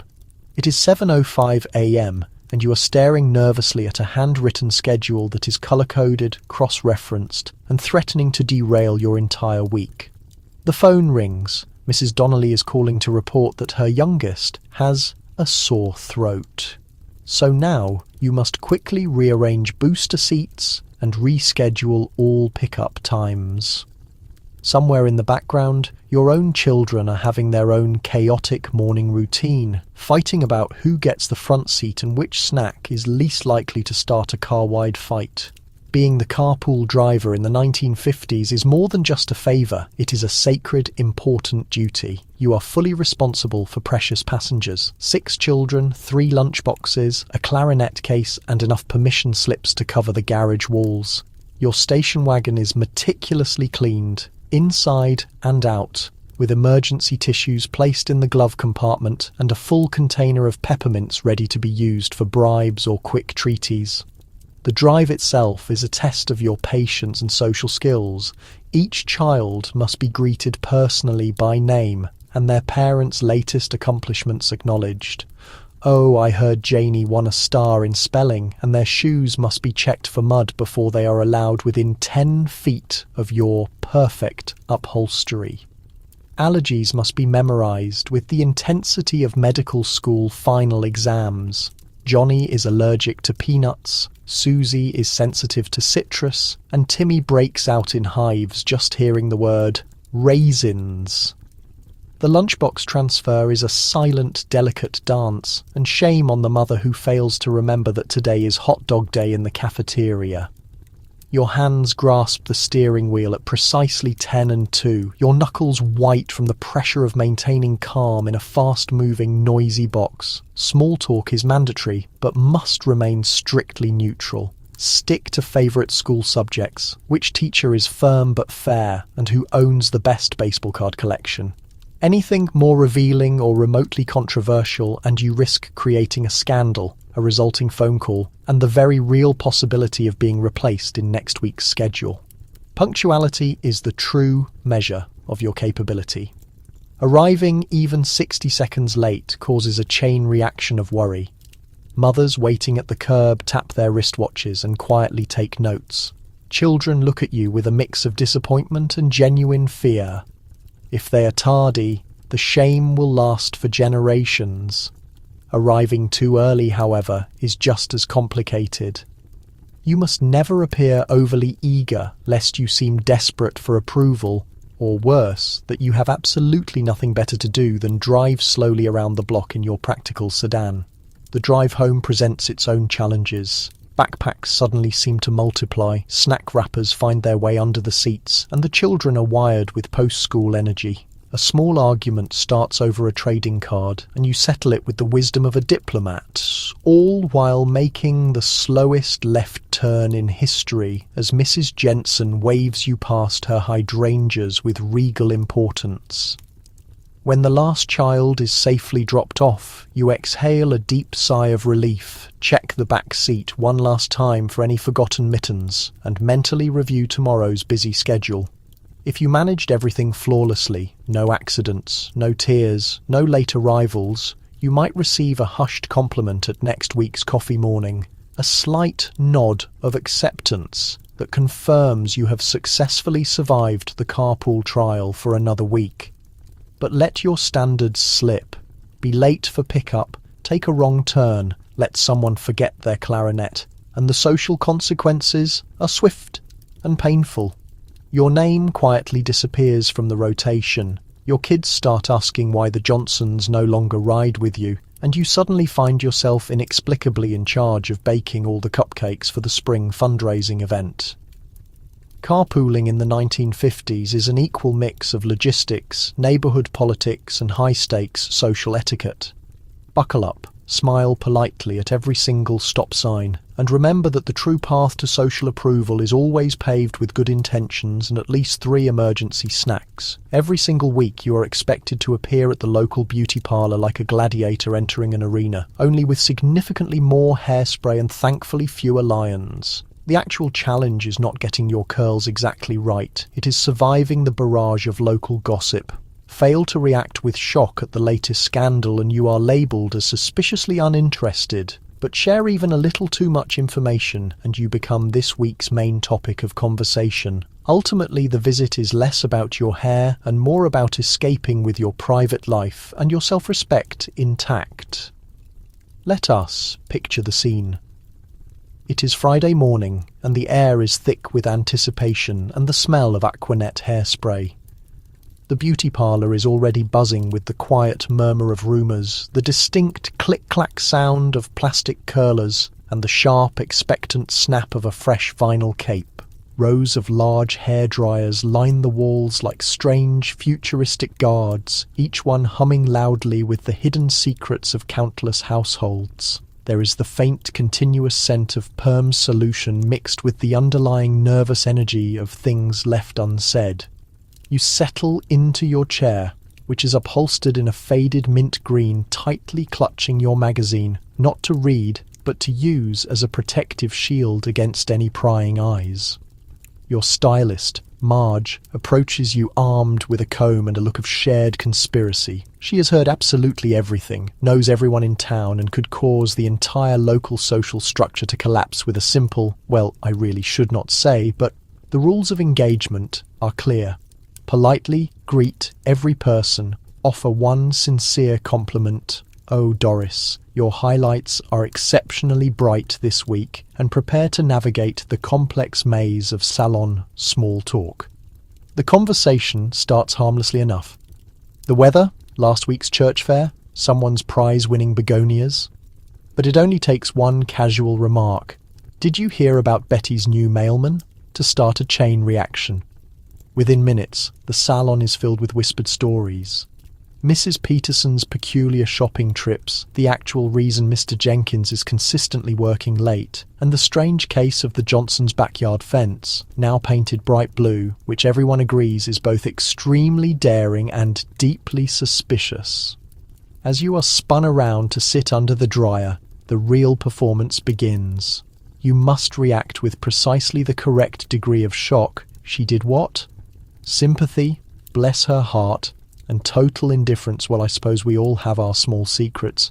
Miscalculate your reaction and you are instantly categorized as either complicit or totally naive. Appear too eager and your own personal story becomes tomorrow's major headline. Be too passive and you risk being completely ignored, which in the beauty parlor is social humiliation. Sharing personal information is a delicate balancing act. A minor, harmless confession, "I completely burned the meatloaf again," earns you instant solidarity and light laughter. Reveal too much deep emotion. "Sometimes I truly dream of running away to Paris with the TV repairman," and you will feel the temperature in the room drop noticeably. The safest strategy is to sprinkle your conversation with simple, harmless anecdotes, ideally involving children, house pets, or easily misunderstood neighbours. Above all, never reveal anything that could possibly be traced back to you in next week's highly anticipated salon session. All the while, your hair is being teased, curled, and heavily sprayed almost to the point of breaking. The higher the resulting hairstyle, the greater your perceived social standing, or so the local belief holds. You emerge from beneath the dryer with a rigid helmet of hair so solid it could easily withstand a large Midwestern storm. You pay your bill, tip generously, which serves as a small insurance policy against any accidental revelations, and check your reflection. Hair flawless, secret safe, but true escape is not confirmed until you have successfully made it past the reception counter. There is always a final, subtle comment. "Say hi to your husband for me," a phrase loaded with hidden meaning and at least 3 layers of existing gossip. You nod firmly, collect your belongings, and step back out into the world, slightly disoriented but ultimately victorious. You have survived another week, your hairstyle perfectly immaculate, your dignity mostly preserved, and your secrets for now remain completely your own. Because in the highly controlled world of 1950s suburbia, the true skill of the beauty parlor is not hairstyling, it is covert espionage. And absolutely nobody wants to be the main headline being discussed under the next dryer. So here you are, slowly drifting towards sleep, your pearls slightly crooked, your lipstick still perfectly intact in your mind. Tonight you've successfully navigated the challenging social landscape of the 1950s housewife, a world where even the salad forks have complex roles and a single unironed napkin can destroy years of painstakingly built reputation.